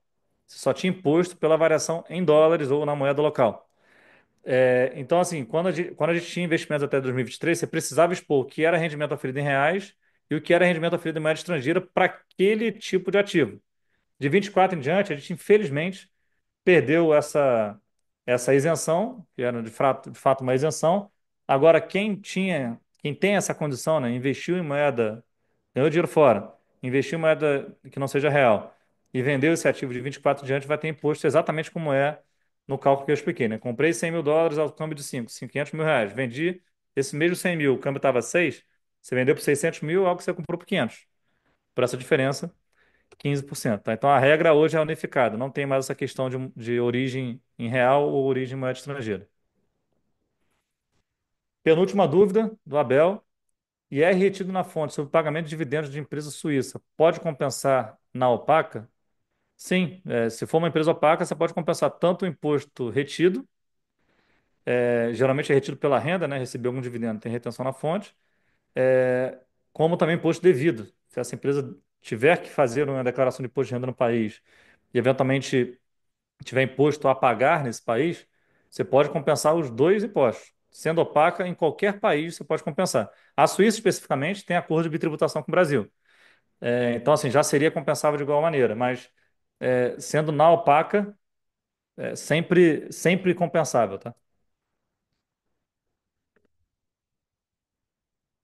Bom, é isso, pessoal. Obrigado aí pela presença.